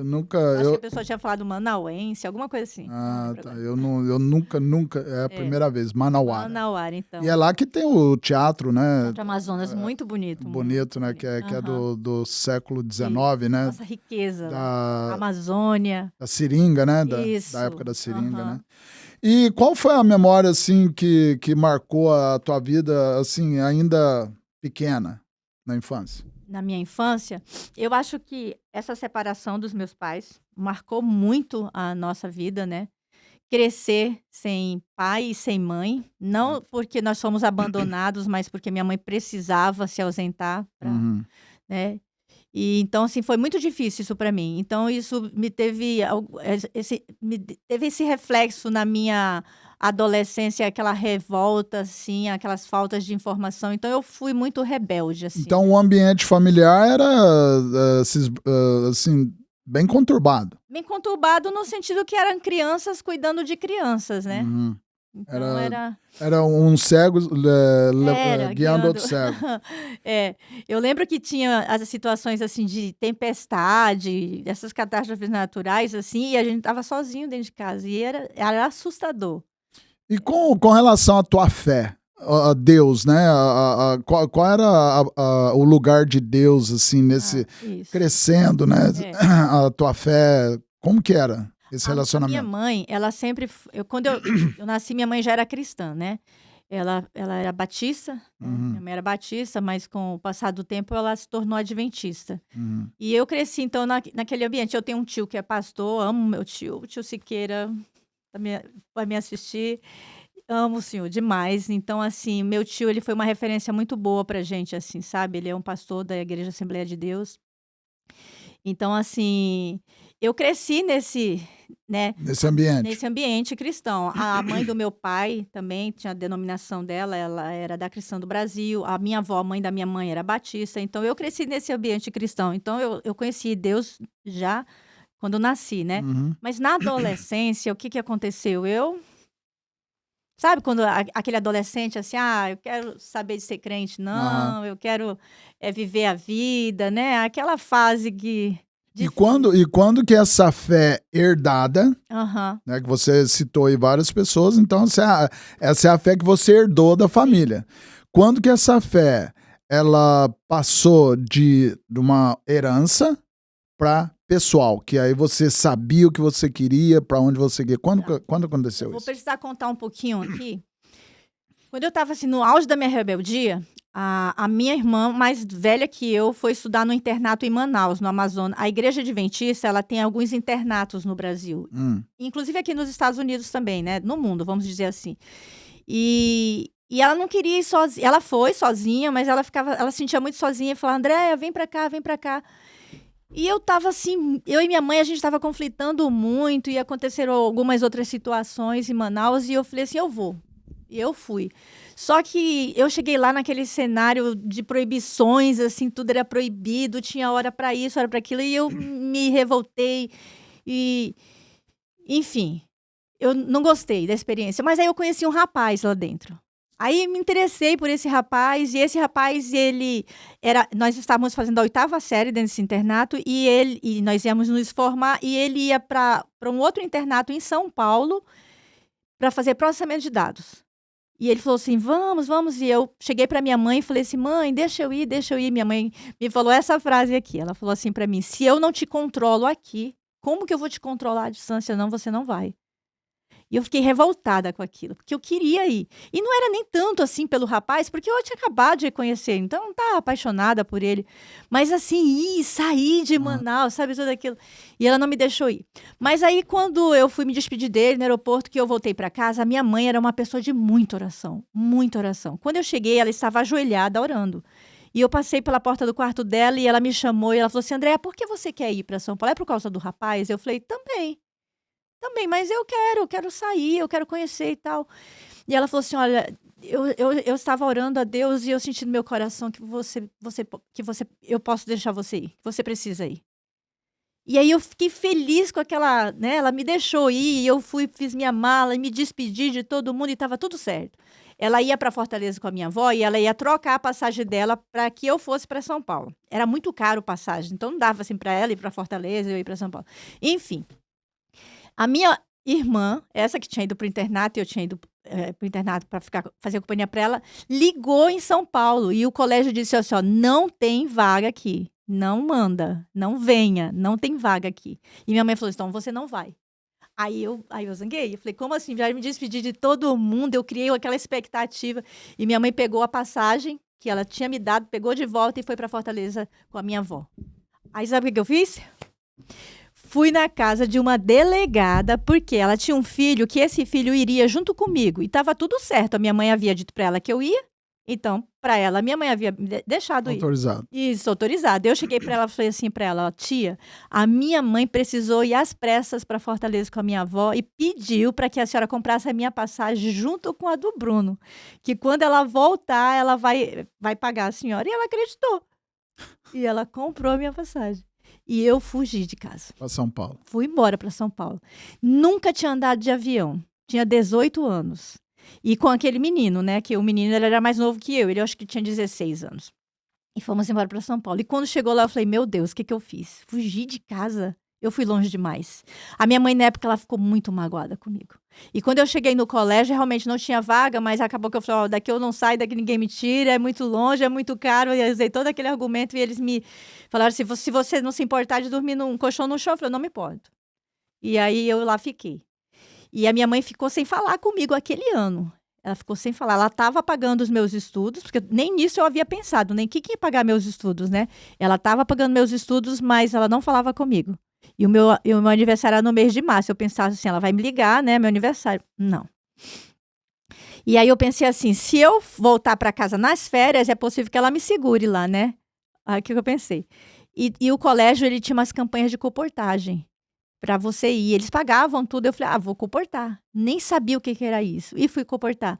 E nessa comportagem, sabe, eram cultos de manhã, a gente orava, e eu comecei a viver, assim, uma outra atmosfera, uma coisa diferente, assim, sabe, da minha casa. A minha casa era assim, era briga, era abandono, era Clima confusão, pesado. era violência, era um clima pesado, sabe. E eu estava, assim, vivendo uma outra atmosfera, assim, e eu estava gostando daquilo, tá.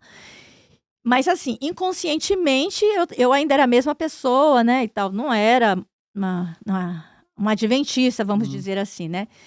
E esse rapaz com quem eu namorava, ele era, assim, um pouco ciumento, assim, sabe. E ele era um pouco mais novo que eu, mas ele era muito ciumento e ele não me deixava fazer amigos no internato, então era eu e ele. Era eu e ele e aquilo, assim, era ruim pra mim, sabe. Mas tudo bem, o que que aconteceu? Eu comecei a ficar incomodada com isso e eu tô contando isso aqui agora, porque eu quero compartilhar com vocês uma experiência que eu vivi muito forte. E eu acho que a gente já estava mais ou menos assim, há 9 meses só que namoro de internato.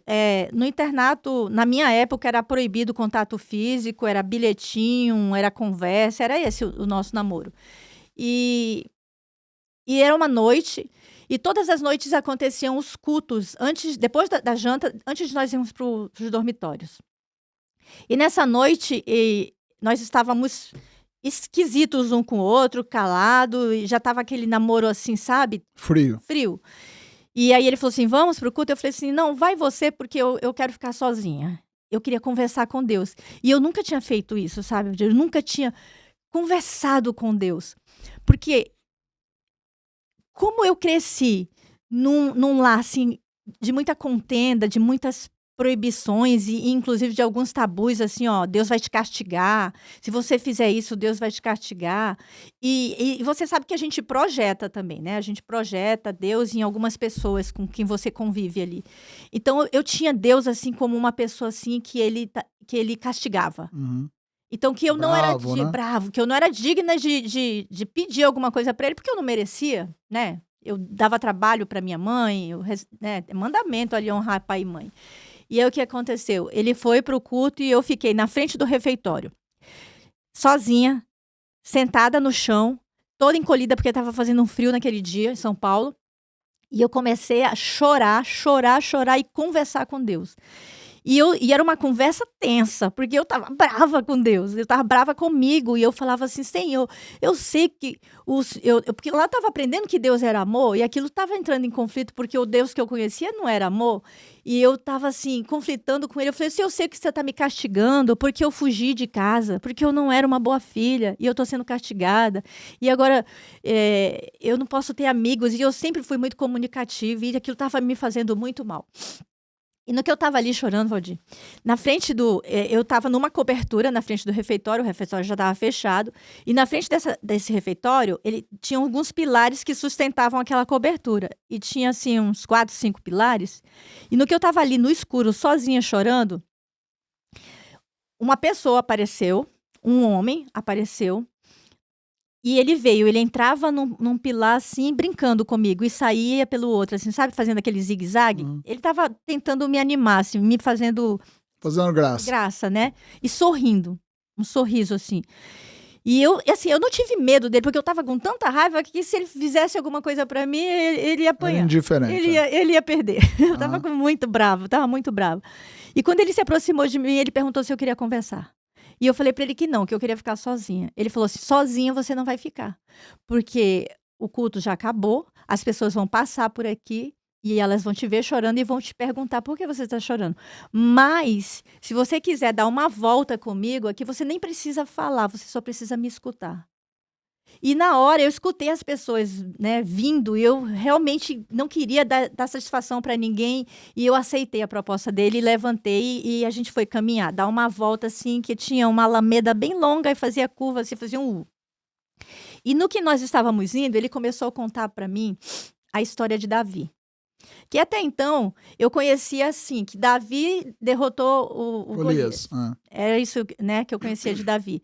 Mas ele começou a contar, assim, de quando Samuel foi na casa de Jessé, e entre os filhos de Jessé, ele escolheu Davi, que era o menorzinho de todos, o inferior de todos, e eu me sentia uma pessoa muito inferior. Eu tinha dentro de mim, assim, que eu era muito inferior às minhas irmãs, que eu era incapaz, que Deus não me amava, que eu era o patinho feio. Antigamente, os pais, eles faziam aquele reforço negativo na esperança de que aquilo Te fizesse ajudava, isso. O Por efeito exemplo, assim, contrário, né? a minha mãe falava assim pra mim: "Você é a ovelha negra da família", mas eu sei que no coração dela, ela estava falando aquilo pra eu não ser, Uhum. mas aquilo pra mim era um reforço negativo e ela falava que eu era a ovelha negra da família. Eu cheguei a pensar que eu era adotada, por exemplo. Então, assim, ele começou a contar a história de Davi, e eu fiquei ali, parei de chorar e fiquei prestando atenção, que história bonita, né. E à medida que ele foi contando, ele chegou no episódio que Davi cobiçou uma mulher casada, matou o marido daquela mulher e pegou aquela mulher pra ele. Na hora que ele falou aquilo e ele fez a pergunta pra mim: "Você sabe quem é Davi hoje?" Eu falei: "É um adúltero, um assassino". Eu fiquei revoltada, né, com o que Davi fez. Poxa, né, foi escolhido e tal.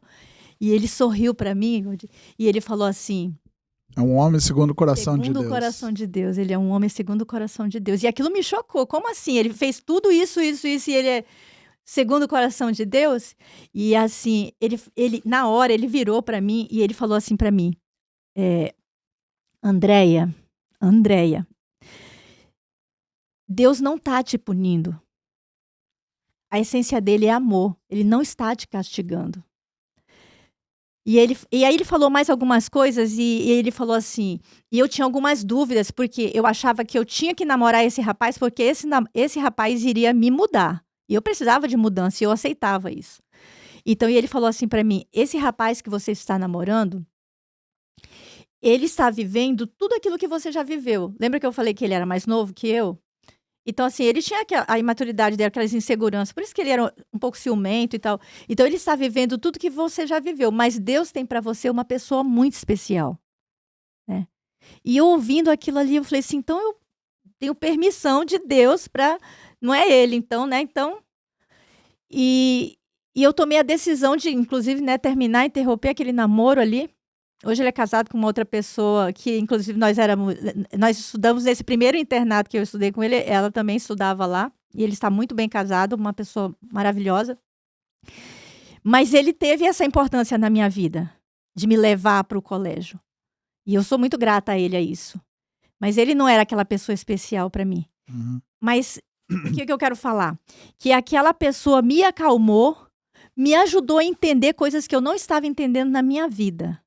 Entendeu? E aquilo ali pra mim, eu fiquei muito feliz e perguntei sobre ele, quem que era ele, e ele me falou assim, eu falei pra ele assim: "Você é teologando?", porque no colégio lá na minha época, hoje tem outros cursos, era só teologia, pedagogia e letras, e o ensino médio. E ele falou assim: "Eu estou sempre pelo SALT", ele falou, que SALT era a faculdade dos teologando. "Eu estou sempre pelo SALT". Uhum. E me falou o nome dele. Beleza. E eu fui e tal, no outro dia eu conversei com o rapaz, nós terminamos, nos tornamos amigos,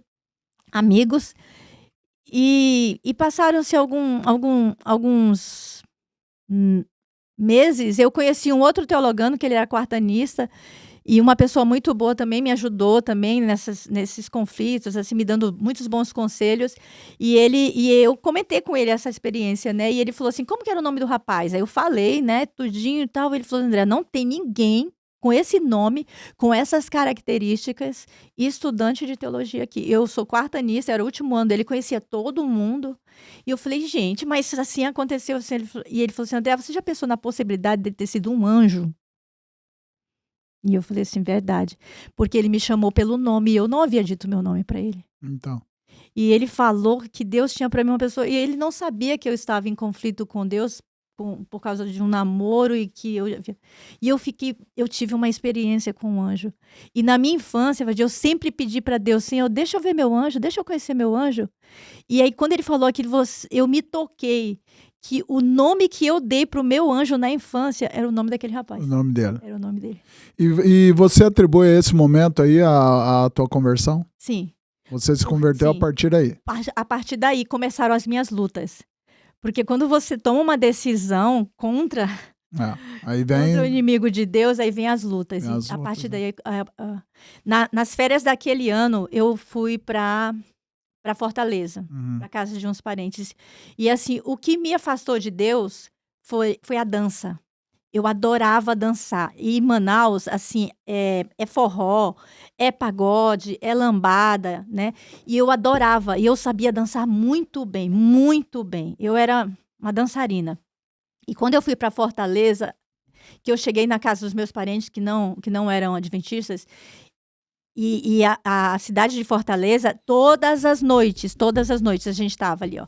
Era forró no dia, era pagode no outro, era lambada no outro, e todas as noites. E aquilo. E Só eu. balada. Só balada. E eu acompanhando a minha prima ali, mas aquilo me incomodava por dentro e eu não entendia e eu não me sentia confortável mais. E aí eu vou contar a segunda experiência que eu tive. E eu não me sentia mais confortável. E chegou na sexta-feira à noite. E hoje eu sou uma adventista, então eu posso dizer, nós adventistas, nós guardamos o sábado. Uhum. Sábado é sagrado, é de Deus. E quando chegou na sexta-feira à noite, porque depois do pôr do sol de sexta-feira, inicia o sábado. E eu estava ali no meio de uma danciteria. E as pessoas me chamando para dançar, e eu dançava muito bem, e eu recusando, e minha prima, o que que foi? O que que foi? Vai dançar. E eu falei, não tô me sentindo bem, será que a gente pode ir embora? E ela não queria ir embora, mas ela acabou indo porque ela achou que eu não estava me sentindo bem fisicamente, Uhum. mas era minha... Era Espiritualmente você não estava bem. espiritualmente, é. Mas ela achava que era fisicamente, e nós fomos embora dali. Nessa noite, eu tinha asma, e eu tive uma crise de asma, e eu não conseguia dormir. Ela foi dormir e eu não conseguia dormir. E ela dormia numa cama, eu dormia no mesmo quarto que ela, só que em uma rede em cima da cama dela. E eu não conseguia dormir, não conseguia, por causa da posição da rede e a asma ali, eu não conseguia. Mas até que eu comecei assim, eu não conseguia dormir, eu comecei a conversar com Deus. E eu comecei a conversar com Deus e eu falei para Deus assim, Senhor, eu não tenho forças. Eu quero, mas eu não tenho forças, eu preciso que o Senhor me ajude. Eu fiz essa oração para Deus. E eu consegui melhorar ali a asma e me deitei e dormi, apaguei. Só que daí depois eu acordei depois dela, né? Ela dormiu primeiro, ela acordou primeiro. E quando eu acordei, ela já tinha acordado, ela estava deitada na cama dela e a gente começou a conversar. Nisso eu levantei da rede, fui na cozinha, tomei uma água, voltei. No que eu voltei, ao invés de eu abrir a rede para entrar na rede para continuar conversando com ela, eu acho que muita gente faz isso. Eu fechei a rede e apoiei a rede aqui nas minhas pernas, assim, sabe? Quando você fica equilibrando, eu fiz isso. No que eu estava ali me equilibrando, eu me desequilibrei e virei. E eu estava muito próxima da parede. Então, assim, quando eu caí, Bateu na eu parede. bati com a cabeça na parede. Aí você bateu a cabeça, eu acho que eu tonteei, porque daí eu soltei o meu corpo e embaixo tinha a cama dela. Então, assim, eu caí na quina da cama. Então, assim, aqui, esse último osso nosso, ele quebrou ali. Eu fiz isso aqui, ó, na quina da cama dela. Eu fiz isso aqui. Na hora ela já gritou a mãe dela, a minha tia já veio, e a dor que eu senti era tão forte, era tremenda, que eu desmaiei. Era muito forte. Mas eu lembro que quando eu acordei, a minha tia já tinha chamado a ambulância, tudo. Ela me deu foi até a Cataflã que ela me deu uma medicação. Eu tomei a medicação, mas eu vomitei. Então, eu vomitei e desmaiei de novo. Então, a pancada, a dor que eu sentia na minha coluna era assim, Extrema. extrema. E eu assim, no caso, como eu estava assim, entre consciente e inconsciente, eu não conseguia responder os estímulos que eles me chamavam, eu não conseguia responder. Eu estou ouvindo vocês, e eles falavam comigo e eu não conseguia responder. E teve um determinado momento que eu escutava eles falando, e eu escutei. Eu escutei o médico questionando a enfermeira, porque a enfermeira falou assim: a pressão dela tá baixando muito rápido, a pressão dela tá baixando. E a enfermeira falava assim para o médico: nós vamos perdê-la. E eu escutava isso nitidamente. Inclusive, eu escutava o médico falar para ela assim: se ela sobreviver, ela vai perder os movimentos. Eu escutava tudo isso. E nessa hora que eu estava inconsciente, eu fiz uma oração para Deus. Inconsciente, eu fiz essa oração para Deus. Eu falei: Senhor, se o Senhor me livrar da morte e depois de uma cadeira de roda, eu nunca mais vou usar as minhas pernas para louvar Satanás. Eu fiz esse compromisso com Deus. E ali foi a minha Ali foi foi ali. o ponto de Aham, conversão de foi, verdade. foi. É. Né, Deus me salvou, eu acordei, eu tive que fazer meses de fisioterapia, Sem sequelas, sem nada. sem sequelas, sem nada. Assim, eu brinco, eu falo que é o arco-íris, né, eu falo que é o arco-íris. Eu tenho algumas limitações, mas nada que me impeça. Eu preciso acordar todos os dias e fazer alongamento. O o certo era eu fazer academia, né. Né. Eu faço, digamos assim, mas eu não é uma coisa diária na minha Aham. vida, mas eu alongo todos os dias. Alongamento é Isso, sagrado. para que eu não trave. Por exemplo, nas minhas 2 gestações, eu tinha que fazer fisioterapia 3 meses antes para eu poder não travar por causa do peso da barriga, e ainda Hum, assim eu travava. hum, Então eu tenho as minhas limitações, mas tranquila, nada que me impeça de ter uma vida normal. que bom. E você estudou em Engenheiro Coelho Engenheiro Coelho, Arthur. e fez pedagogia. Eu cheguei no colégio para fazer 2º grau. Uhum. Né, o ensino médio. E depois eu iniciei o curso de pedagogia. Tá. E foi lá que você conheceu o teu Foi lá esposo. que eu conheci aquela pessoa que o anjo havia mencionado. E isso, né? Você tá na faculdade, começa a pedagogia, conhece teu esposo. E como tudo isso se moldou, né, a tua vida? Porque vocês hoje vivem de missão, né? Meu esposo, ele fazia teologia, ele se formou pastor, né. Ele foi pastor no Brasil por 23 anos. Tá. Por 23 anos. Hoje nós moramos aqui, eu estudo, eu sou estudante aqui, eu sou F1 e ele é F2, né. Tá. Vocês estão aqui Aham, na condição de estudante, de então. estudantes, né. Eu Legal. estudo numa escola e ele estuda, né, E, particularmente. e você tem uma história com uma escola infantil? Você Sim. conta um pouco dessa No história. Brasil, logo que eu me formei em pedagogia, eu montei de sociedade uma escola infantil, né. Nós E montamos. como foi essa experiência? Foi muito boa. O nome da nossa escola, até hoje ela funciona, né, Mas não me você não tem pertence. envolvimento Não, mais. não. Ela acabou que eu vendi, eu estava com um bebê muito novinho, né, eu acabei vendendo para minha sócia a minha parte, e depois a minha sócia, ela tinha alguns problemas de saúde, inclusive ela já é falecida, e ela acabou também vendendo a escola para uma professora, uma funcionária muito competente da escola, e até hoje a escola funciona, E o né. que você aprendeu ali? Dessa Nossa, que lição? Que lição você tirou dali? na escola, Ah, eu amo, viu, eu amo essa eu sou formada em pedagogia, né. Eu vivo nesses 2 mundos, né, pedagoga e intérprete de língua de sinais, são 2 coisas que eu amo. Dar aula, ensinar, eu amo isso. Eu amo aprender, por exemplo, eu amo aprender e amo ensinar. Então eu sou uma pessoa que eu vou estar constantemente aprendendo alguma coisa, porque é meu isso. e depois você transitou para o Senai. Sim, aí depois que eu saí depois que eu vendi a minha escola, eu fui trabalhar na rede adventista quando o meu caçula, que na época da escola que eu vendia porque ele era bebê, eu comecei a dar aulas na escola adventista para maternal, o meu filho era meu aluno. Então você foi de infantil para maternal. Eu fui do infantil. A escola que nós tínhamos, que é a Turminha Legal, ela era um hotelzinho, ela era o dia inteiro. Ela era o dia inteiro e também tinha, né, a parte que nós lecionávamos. E então eu já tive a experiência ali, mas antes disso também eu já havia sido professora em outras escolas, né. E aí depois eu fui para a educação adventista, a igreja adventista, e ali eu fiquei por um período enquanto eu estudava língua de sinais. E aí, à medida que eu fui estudando língua de sinais, aí eu migrei Para o para Senai. Libras. E como que foi Isso. essa transição? Saiu da educação infantil, maternal, É. e agora é intérprete no Senai. Isso. Libras. Como eu te falei, o meu esposo era pastor no Brasil. Então o pastor, diferente do pastor aqui no Brasil, que fica por um longo período nas igrejas, fixo, não, o máximo no Brasil é 5 anos num lugar, aí ele já é transferido. Então isso tudo tornava a vida de uma esposa de pastor mais Mais dificultoso, difícil, né. Então assim, logo que eu saí da educação adventista, que eu fui trabalhar no Senai, porque eu sou muito apaixonada por língua de sinais, muito mesmo. E eu queria aquilo para mim. Não que eu não amasse dar aula, mas eu queria aquilo para mim. Eu fui porque o Senai, eu não preciso exatamente estar morando naquele lugar. Por exemplo, eu morava em Cuiabá na época que eu comecei a trabalhar para eles, mas eu também ia nas cidades próximas. Eu tinha cidades que eu precisava passar a semana lá e nos finais de semana eu vinha para Cuiabá. Entendeu?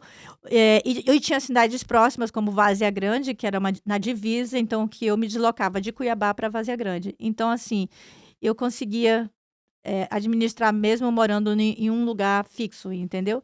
E aí, depois disso, pegando o gancho, nós fomos transferidos para uma outra cidade chamada Rondonópolis. E lá em Rondonópolis, eu particularmente achava que tinham muitos surdos na cidade para pouca capacitação. Foi quando eu montei um instituto de língua de sinais. Você fundou um instituto. Montei Qual um instituto. o nome dele? Instituto Libras Ho. Ho. Porque na língua de sinais, o Rondonópolis, porque... Deixa eu abrir um parênteses aqui, que nós não conversamos sobre isso. Você, como falante, você me chama pelo meu nome, Andréia, e eu vou olhar para você, certo?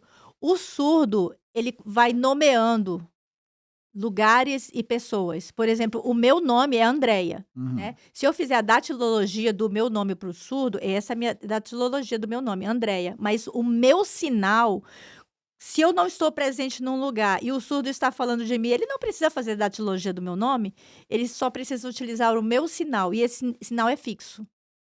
Eu recebi, ele é fixo. Então, o meu sinal é esse daqui, é a letra A do meu nome, e eu tenho uma pinta aqui no meu rosto, então, assim, esse é o meu sinal. Bate a letra A na pinta e aqui por causa do sorriso, porque eu sou uma pessoa sorridente. Então, esse é o meu sinal. Então, aí ele está falando Andréia. Isso. Então, o meu instituto, a cidade de Rondonópolis, esse era o sinal da cidade de Rondonópolis. Ho. O R, isso. Ho. Então, o meu instituto, ele tinha esse sinal aqui. E recomeçar estudando inglês e ASL. Mexe com a sua identidade isso aí. Você recomeçou, né? Estudando inglês, aí acrescenta o ASL. É porque como assim... que funciona isso? Como que funciona, né? Eu já falei que eu sou apaixonada por língua de sinais, né? Quando eu cheguei aqui, meus parentes vão falar assim, como assim, né? Eu sinto falta dos meus parentes, mas a Libras, nossa, como mexeu comigo.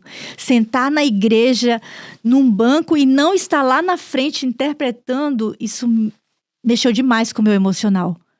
Sente falta? Nossa, quando eu cheguei aqui, eu falei assim, não. Chega a sentir inútil? Você tá doida, é uma coisa assim, parecia que eu acho que essa... Eu não sei, porque... Até então, eu chegava na igreja, eu já me posicionava ali, o local onde eu ia ficar, já reservava ali o local onde os surdos deveriam sentar, e era essa. Mas agora chegar numa igreja e sentar no banco e ficar... Não fazia parte de mim, você tá entendendo? E aí, isso para mim foi muito difícil. E aí, o que eu fiz? Eu falei assim, não, eu vou aprender a língua de sinais daqui. E foi o que eu fiz. Eu comecei a fazer cursos. E foi isso que eu fiz. Para eliminar as limitações. Isso. E falar em limitação, você acha que existe um propósito até nos limites dessa, né? Quando... que de uma maneira geral existe um propósito para tudo. Sim. E você encontra propósito nessas limitações suas? Deus Deus é quem? Se ele colocou em mim essa paixão pela língua de sinais, ele colocou também em mim essa vontade, porque eu podia, por exemplo, estar aqui, mas não estar em sofrimento, né? Não, mas ele me deixou em sofrimento. Seria mais confortável, né? Porque ele também precisa de mim aqui. E nessa tua trajetória, tua fé foi testada alguma vez? Não, nunca. Nunca foi testado? Não. Nunca chegou aquele momento, será que é isso mesmo? Será que eu tô no caminho certo? Não, é que assim, ó, as minhas experiências com Deus, elas foram muito fortes na minha vida. Muito forte. Então, com um propósito forte. Se você quiser, eu posso continuar contando mais experiências de vidas, assim, inúmeras. Eu falei pra você, né, que eu conheci meu esposo e nós começamos a namorar. Antes de nós... Na verdade, antes de nós começarmos a namorar, eu ainda não era uma adventista batizada. E ali eu aceitei, né? Falei, vou me batizar. Eu pedi estudo bíblico. Depois que eu voltei de Fortaleza, que eu tive essa experiência com Deus, eu voltei decidida que eu ia fazer estudos bíblicos e eu queria tirar todas as minhas dúvidas, porque até então, quando eu frequentava a igreja adventista na infância, era aquele assim, eu acompanhava a minha mãe. Entendeu? Você era obrigada, né? Era obrigada, né? Eu era levada por ela. Mas eu queria por conta própria minha, entendeu? E eu falava, eu quero fazer um estudo da Bíblia. E eu comecei a estudar com 2 teologanos muito queridos. E eu tomei a decisão pelo batismo. Só que é aquilo que eu te falei, né? Aí começam os conflitos.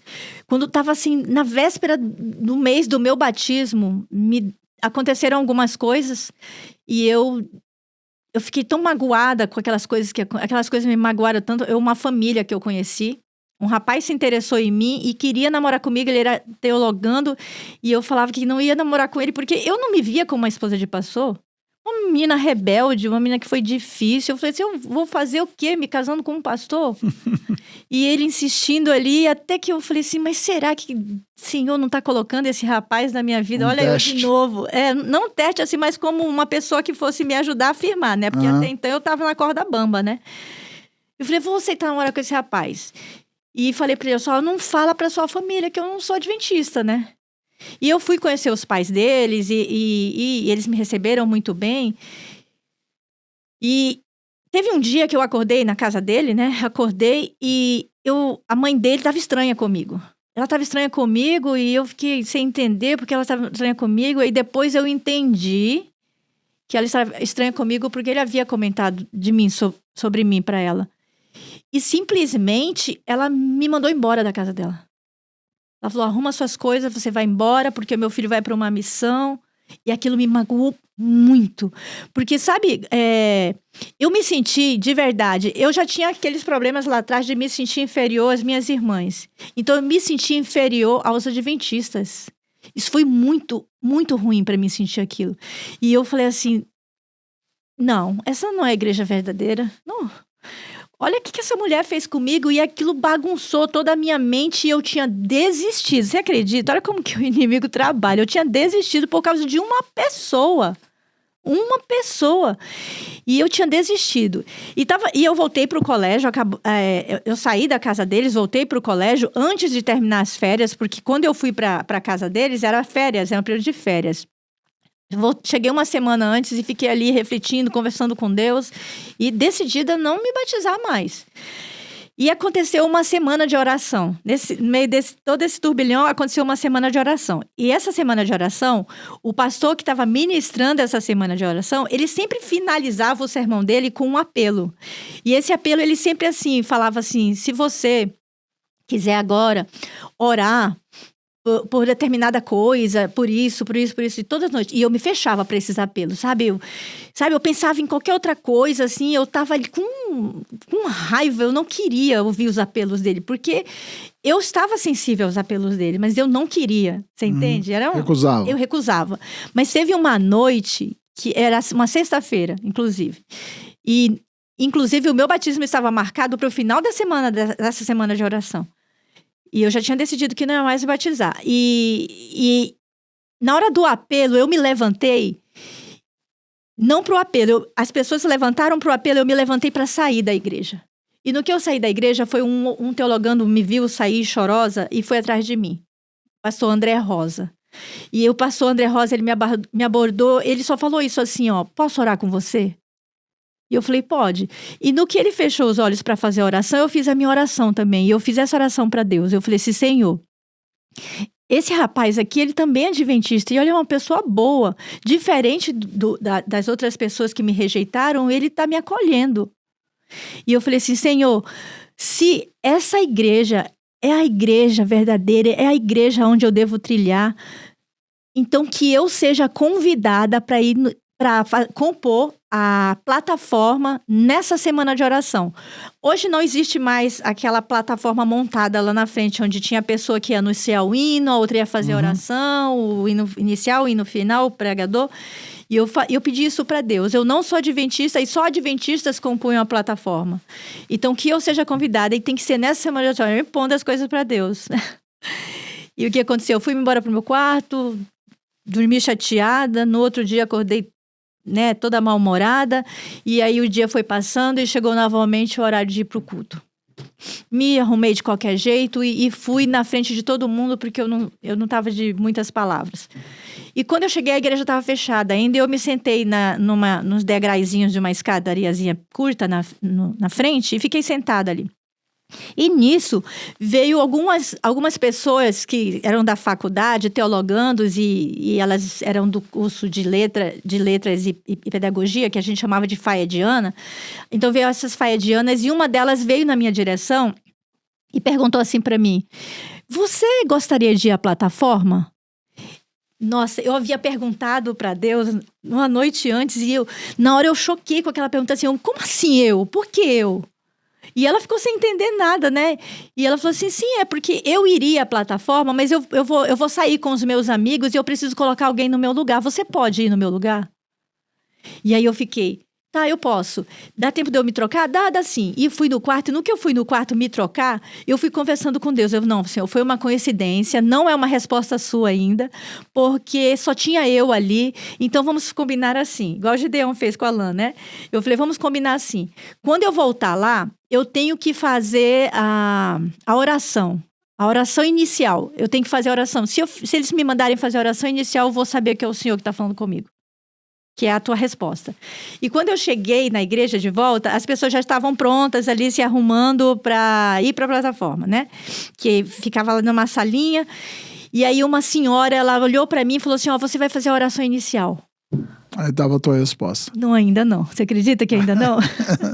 Rebelde mesmo. Eu falei: mas eu não sei orar, Senhor. Mas como que eu... E eu tinha pedido isso pra Deus. Mas como que eu vou orar? Eu não sei orar. E outra, não tem que ser essa mulher, tem que ser o pastor. E ele tem que falar pra mim que eu vou dar as boas-vindas, porque isso eu sei fazer. E no que eu tava ali falando tudo isso com Deus, o pastor sai de uma outra sala na minha direção e fala pra mim assim: você vai dar as boas-vindas. E ele não mudou, porque já tinha alguém que ia dar as boas-vindas. Ele não mudou de mais ninguém, era Deus falando comigo. E eu me silenciei ali, eu me calei, eu falei: Senhor, entendi. Se rendeu. Me rendi. E eu dei as boas-vindas, assim, calorosamente, porque assim, eu estava muito feliz e eufórica, porque Deus havia conversado comigo. E no final daquela semana de oração, eu me batizei. Aí tem uma outra coisa. Eu me batizei, mas eu ainda tinha algumas coisas que eu precisava mudar em mim. E que eu achava que não. Eu vou citar um exemplo. No colégio, a gente tranca os guarda-roupas com um cadeado. Então, a gente tem que carregar a chave. Para que a chave não se perdesse, a gente colocava assim, alguma cordinha no pescoço. E aí, o que eu fazia? Eu coloquei uma gargantilhazinha preta, né, no meu pescoço, e eu colocava a chave aqui atrás, né, escondida embaixo do cabelo. E eu tinha um pingente, que era aquele A de anarquia, né? No meu tempo de rebelde, o Azinho de anarquia, eu amava, eu desenhava no meu caderno aquele A de anarquia. Eu dizia que era A de Andréia, eu achava bonito o A de anarquia, né? E anarquia. E eu tinha aquele pingente aqui de A de anarquia.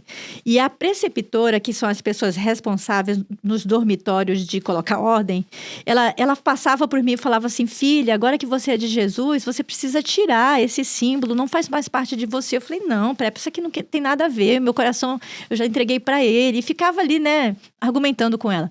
E sempre que ela me via e via o pingente, ela argumentava. E teve um dia que eu estava muito atrasada para ir para o laboratório de informática. E o meu professor é aquele professor que ele entrava, ele fechava a porta, ninguém mais entrava. E eu passei rápido na porta da preceptoria para ir no meu quarto, pegar o meu material e voltar. E no que eu passei, ela me chamou. Eu falei: Prepa, eu não posso, eu tô muito atrasada. Ela falou: só quero te falar uma coisa. Se você não tirou ainda, pergunte para Deus. E eu falei: tá bom, vou fazer isso. Eu falei para ela: tá aí. Não havia pensado nisso. E no que eu fui pro quarto, eu fui conversando com Deus. Eu falei: Senhor, eu não vou tirar, porque se eu tirar, eu vou pôr de novo. Mas se o Senhor tirar, eu nunca mais vou colocar. Eu nunca mais vou usar. Eu falei isso pra ele. Peguei meu material e fui. No que eu fui pro laboratório de informática, tinha assim uma alameda assim bem grande de né, de paralelepípedos, e aqui ao redor era grama. Sim, até hoje lá é assim, grama, árvores, assim, sabe? E bem longe, assim. E quando eu estava, assim, mais ou menos na metade, aquele pingente, aquele ar de anarquia, ele fez isso daqui, ó, do meu pescoço. Ele fez isso aqui, ele passou aqui na minha cara para que eu pudesse vê-lo, e ele fez isso aqui, ó, puf, na grama. Aí, na hora, caiu uma coisa sua, você junta, né? Como ele caiu na grama, eu passei a mão na grama para visualizá-lo, para encontrá-lo de novo. No que eu passei a minha mão na grama, eu vou falar que eu senti, mas eu senti e simultaneamente eu ouvi uma voz que subiu pelo meu braço. Essa voz foi subindo e foi me arrepiando inteira. E a voz falou assim: você me pediu para tirar. Eu tirei. Entendeu? E eu tirei a minha mão da grama e eu, sim, estava toda arrepiada. Porque sinceramente, eu vou falar para você, eu tive medo de ser fulminada ali, porque eu ouvi a voz de Deus. Não foi uma coisa assim na minha consciência, assim, não foi. Eu ouvi a voz de Deus, era a voz de Deus, mas era uma voz que ela subiu no meu braço e ela ecoou. Não era uma voz assim, como eu tô te escutando falar e você tá me escutando falar, você entende? Era uma voz interna, assim. Você sente, né? Isso. Você não ouve, você sente. Foi assim uma... E você acredita que Deus prepara, né, a gente mesmo antes da gente entender o propósito, mesmo antes de eu nascer. de entender o plano que ele tem pra gente? Sim. Então ele já sempre te preparou, te levou De uma roqueira. Eu me classifico como uma roqueira. Eu gostava muito de preto. Eu usava aquela bandana na cabeça, sabe? Aqueles coturnos, aquelas... Metaleira mesmo. Isso. De uma Heavy metal. roqueira. Isso. Para uma esposa de pastor. Bem, um contraste bem diferente, forte, né? Muito forte. E quando você olha para a sua jornada, né, a tua experiência de vida, né, qual a principal lição que você acha que Deus te ensinou, que você aprendeu disso tudo? Né? Olhando assim a tua vida, roqueira, igual você fala, de roqueira a esposa de pastor. Qual foi a maior lição que Deus te ensinou? A maior lição? Lembra que eu te falei que eu não me sentia amada, nem pelos meus pais, pela minha família, eu não me senti amada por Deus também. Aí ele te ensinou o que é o amor verdadeiro. Isso. Que legal. Ele me ama. Bom, aqui a gente, nós temos ali, né, a gente tem o costume de, nesse bloco, chegando já no final, 10 perguntas rápidas, né, de bate-pronto, bate-volta. Vamos lá. Então vamos lá. Libras ou ASL? Já que você está nos Estados Unidos hoje. Eu vou falar Libras por causa dos meus sobrinhos. É original, né? Mas a ASL é algo assim que eu tô ficando fascinada. Tá ficando também. Inclusão ou pertencimento? Inclusão. Pertencimento. Nossa, os dois são muito importantes, viu? Muito importantes. Você pode falar os dois? Pode falar os dois. Aí é com você. É, sendo intérprete, você acha que intérprete é uma vocação ou uma profissão? É uma profissão. Qualquer pessoa pode se tornar um intérprete. Mesmo sem vocação? Mesmo sem vocação. Implante coclear ou avanço em debate? Você fala, esse avanço seria socialmente falando, assim? Socialmente falando. Nossa, avanço. Avanço, né? Claro. Porque muitas vezes as pessoas não compreendem exatamente. Como você falou que o próprio surdo tem... existe um preconceito, né? Escola inclusiva ou bilíngue? Inclusiva. Melhor. Brasil ou Estados Unidos? Nossa. É difícil, hein? Não, é fácil, mas eu vou apanhar. Estados Unidos. Como intérprete, mais valorizada a emoção ou a precisão na interpretação? A emoção. Emoção é mais... O maior mito sobre os surdos? Que eles são incapazes, que eles são... Capacidade deles. Que eles são incapazes... Eles são incapacitados pela falta da audição. Uma palavra que define os surdos, a comunidade de surdos. Eu vou falar pureza, sabia? Pureza? É o que eu vejo nos meus Pureza sobrinhos. de coração. Pureza de coração. E uma palavra que define essa sua missão, a sua missão pessoal. Eu vou te falar uma coisa pessoal minha. Eu acredito que para Jesus voltar, o surdo precisa ser evangelizado. Todas as pessoas precisam, mas o surdo precisa ser evangelizado porque ele precisa do intérprete. Então, podemos dizer que existe uma certa negligência aí. Existe. Inclusive, eu sinto muita falta assim, dentro da igreja Eu, adventista. particularmente, nunca pensei nisso. Dentro da igreja adventista, assim, nós temos no Brasil, né, o espaço não, nós temos a Rede Novo Tempo. Eu sinto muita falta. Já melhorou, mas eu acredito É um longo caminho ainda. Muito, muito engateando, muito lento, muito devagar. E para que Jesus volte logo, a gente que está acredita na volta de Jesus, e a gente precisa entender que o surdo precisa de salvação e a igreja adventista precisa se adaptar a isso. Pronto. Olhando para essa câmera aqui, vamos falar que se o mundo inteiro, surdo, ouvinte, mudo, todo mundo, o mundo inteiro, pudesse te ouvir agora e te compreender perfeitamente, qual a mensagem que você deixaria para eles? A falta de respeito, a falta de inclusão, de acessibilidade, o isolamento social, entendeu? Então, assim, eu faria esse apelo, que as pessoas que pensassem mais sobre isso, porque, por exemplo, o surdo ele tem direito a frequentar um cinema, assim como o ouvinte. A diferença tá que se não tiver legenda para ele, não vai ser a mesma coisa. Talvez ele nem vá, entendeu? E é uma coisa tão simples, né? Desculpa, é uma coisa tão simples, então, uma legenda. Então, o surdo, ele não quer ficar limitado em fazer apenas letras libras. Ele quer ser um advogado, ele quer ser um médico, ele quer ser um dentista. Então, ele precisa que o governo, ele injete mais nisso, entendeu? Mais verba em capacitação de pessoas, né? De pessoas para que eles possam estar fazendo essa ponte entre o surdo. Então, o meu apelo seria isso, sabe? Para que o surdo ele não tenha medo do isolamento social, para que ele não tenha medo de ser excluído. Eu escrevi um artigo científico que fala sobre isso. Por exemplo, a minha irmã, ela sabe Libras, ela se comunica com os filhos, mas os pais deles não. Os avós? Não, o pai deles. Ah, tá. O pai deles, os pais não, desculpa, eu falei errado, o pai deles não. Então, assim, o pai sente falta hoje dos filhos, só que ele escolheu lá atrás não aprender a se comunicar com os filhos. Hoje os filhos são adultos, entendeu? Então, aí, o isolamento já começa a partir daí, né? A partir daí. Entende? Então é muito sério. Se a gente for parar para pensar sobre isso e ter essa empatia, assim, sabe, de se colocar no lugar, aí sim. Então, podemos dizer que tem um longo caminho a ser percorrido, porque a gente, né, por ignorância, por não saber, por não conhecer pessoas com essa necessidade, né? A gente acaba meio que passando despercebido, né?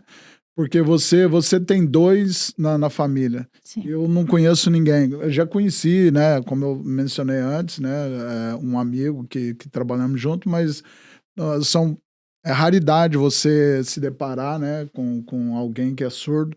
Então, é um assunto delicado. Realmente, as pessoas, né, deveriam pensar mais. Porque um surdo, ele é uma pessoa como eu e você. Tem sentimentos. Tem sentimento. Ele não é um alienígena. Não, ele não é o ignorante. E tem as necessidades todas. Então, fala-se muito em ver, né, cuidar da minoria e tal. Mas pouquíssimas vezes a gente vê que o surdo, né, os deficientes, o deficiente visual também, né? Então, vários deficientes que ficam fora da lista, né? Você sabe, Valdir, enquanto você estava falando aí que você não conhecia nada disso, mesmo que uma pessoa, um ser humano, ele não conheça nada disso, ele precisa ter respeito pelo próximo. Com certeza. Ele precisa ter respeito. Isso vai, né? Sim. Bom, André, foi muito bom, muito esclarecedor, muito assim, assim, chegou a partes emotivas, que faz a gente refletir, pensar, né? A tua própria história, uma história de superação, né?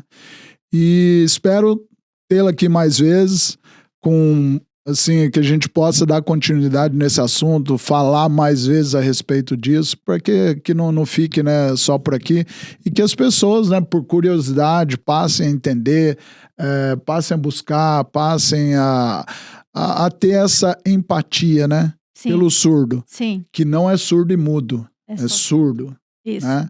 Então, lições aprendidas, lições valiosas, e que a gente possa, né, se tornar um ser humano melhor, Sim. né, tendo essa consciência. Muito obrigado pela tua Eu é quem presença, agradeço. foi muito esclarecedor e espero que você volte mais vezes. Sim. Já fica o convite Foi um aqui. prazer para mim estar aqui, foi uma honra, na verdade, né, para mim estar aqui e poder compartilhar isso com vocês, porque assim como você, né, não sabia essas informações, hoje outras pessoas vão ter acesso a essas informações e isso vai fazer com que aquilo que nós, né, almejamos, né.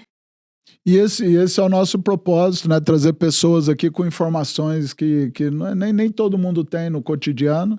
E, mais uma vez, muito obrigado. E lembre-se, aqui você escuta não só quem fala, mas quem viveu. Love you.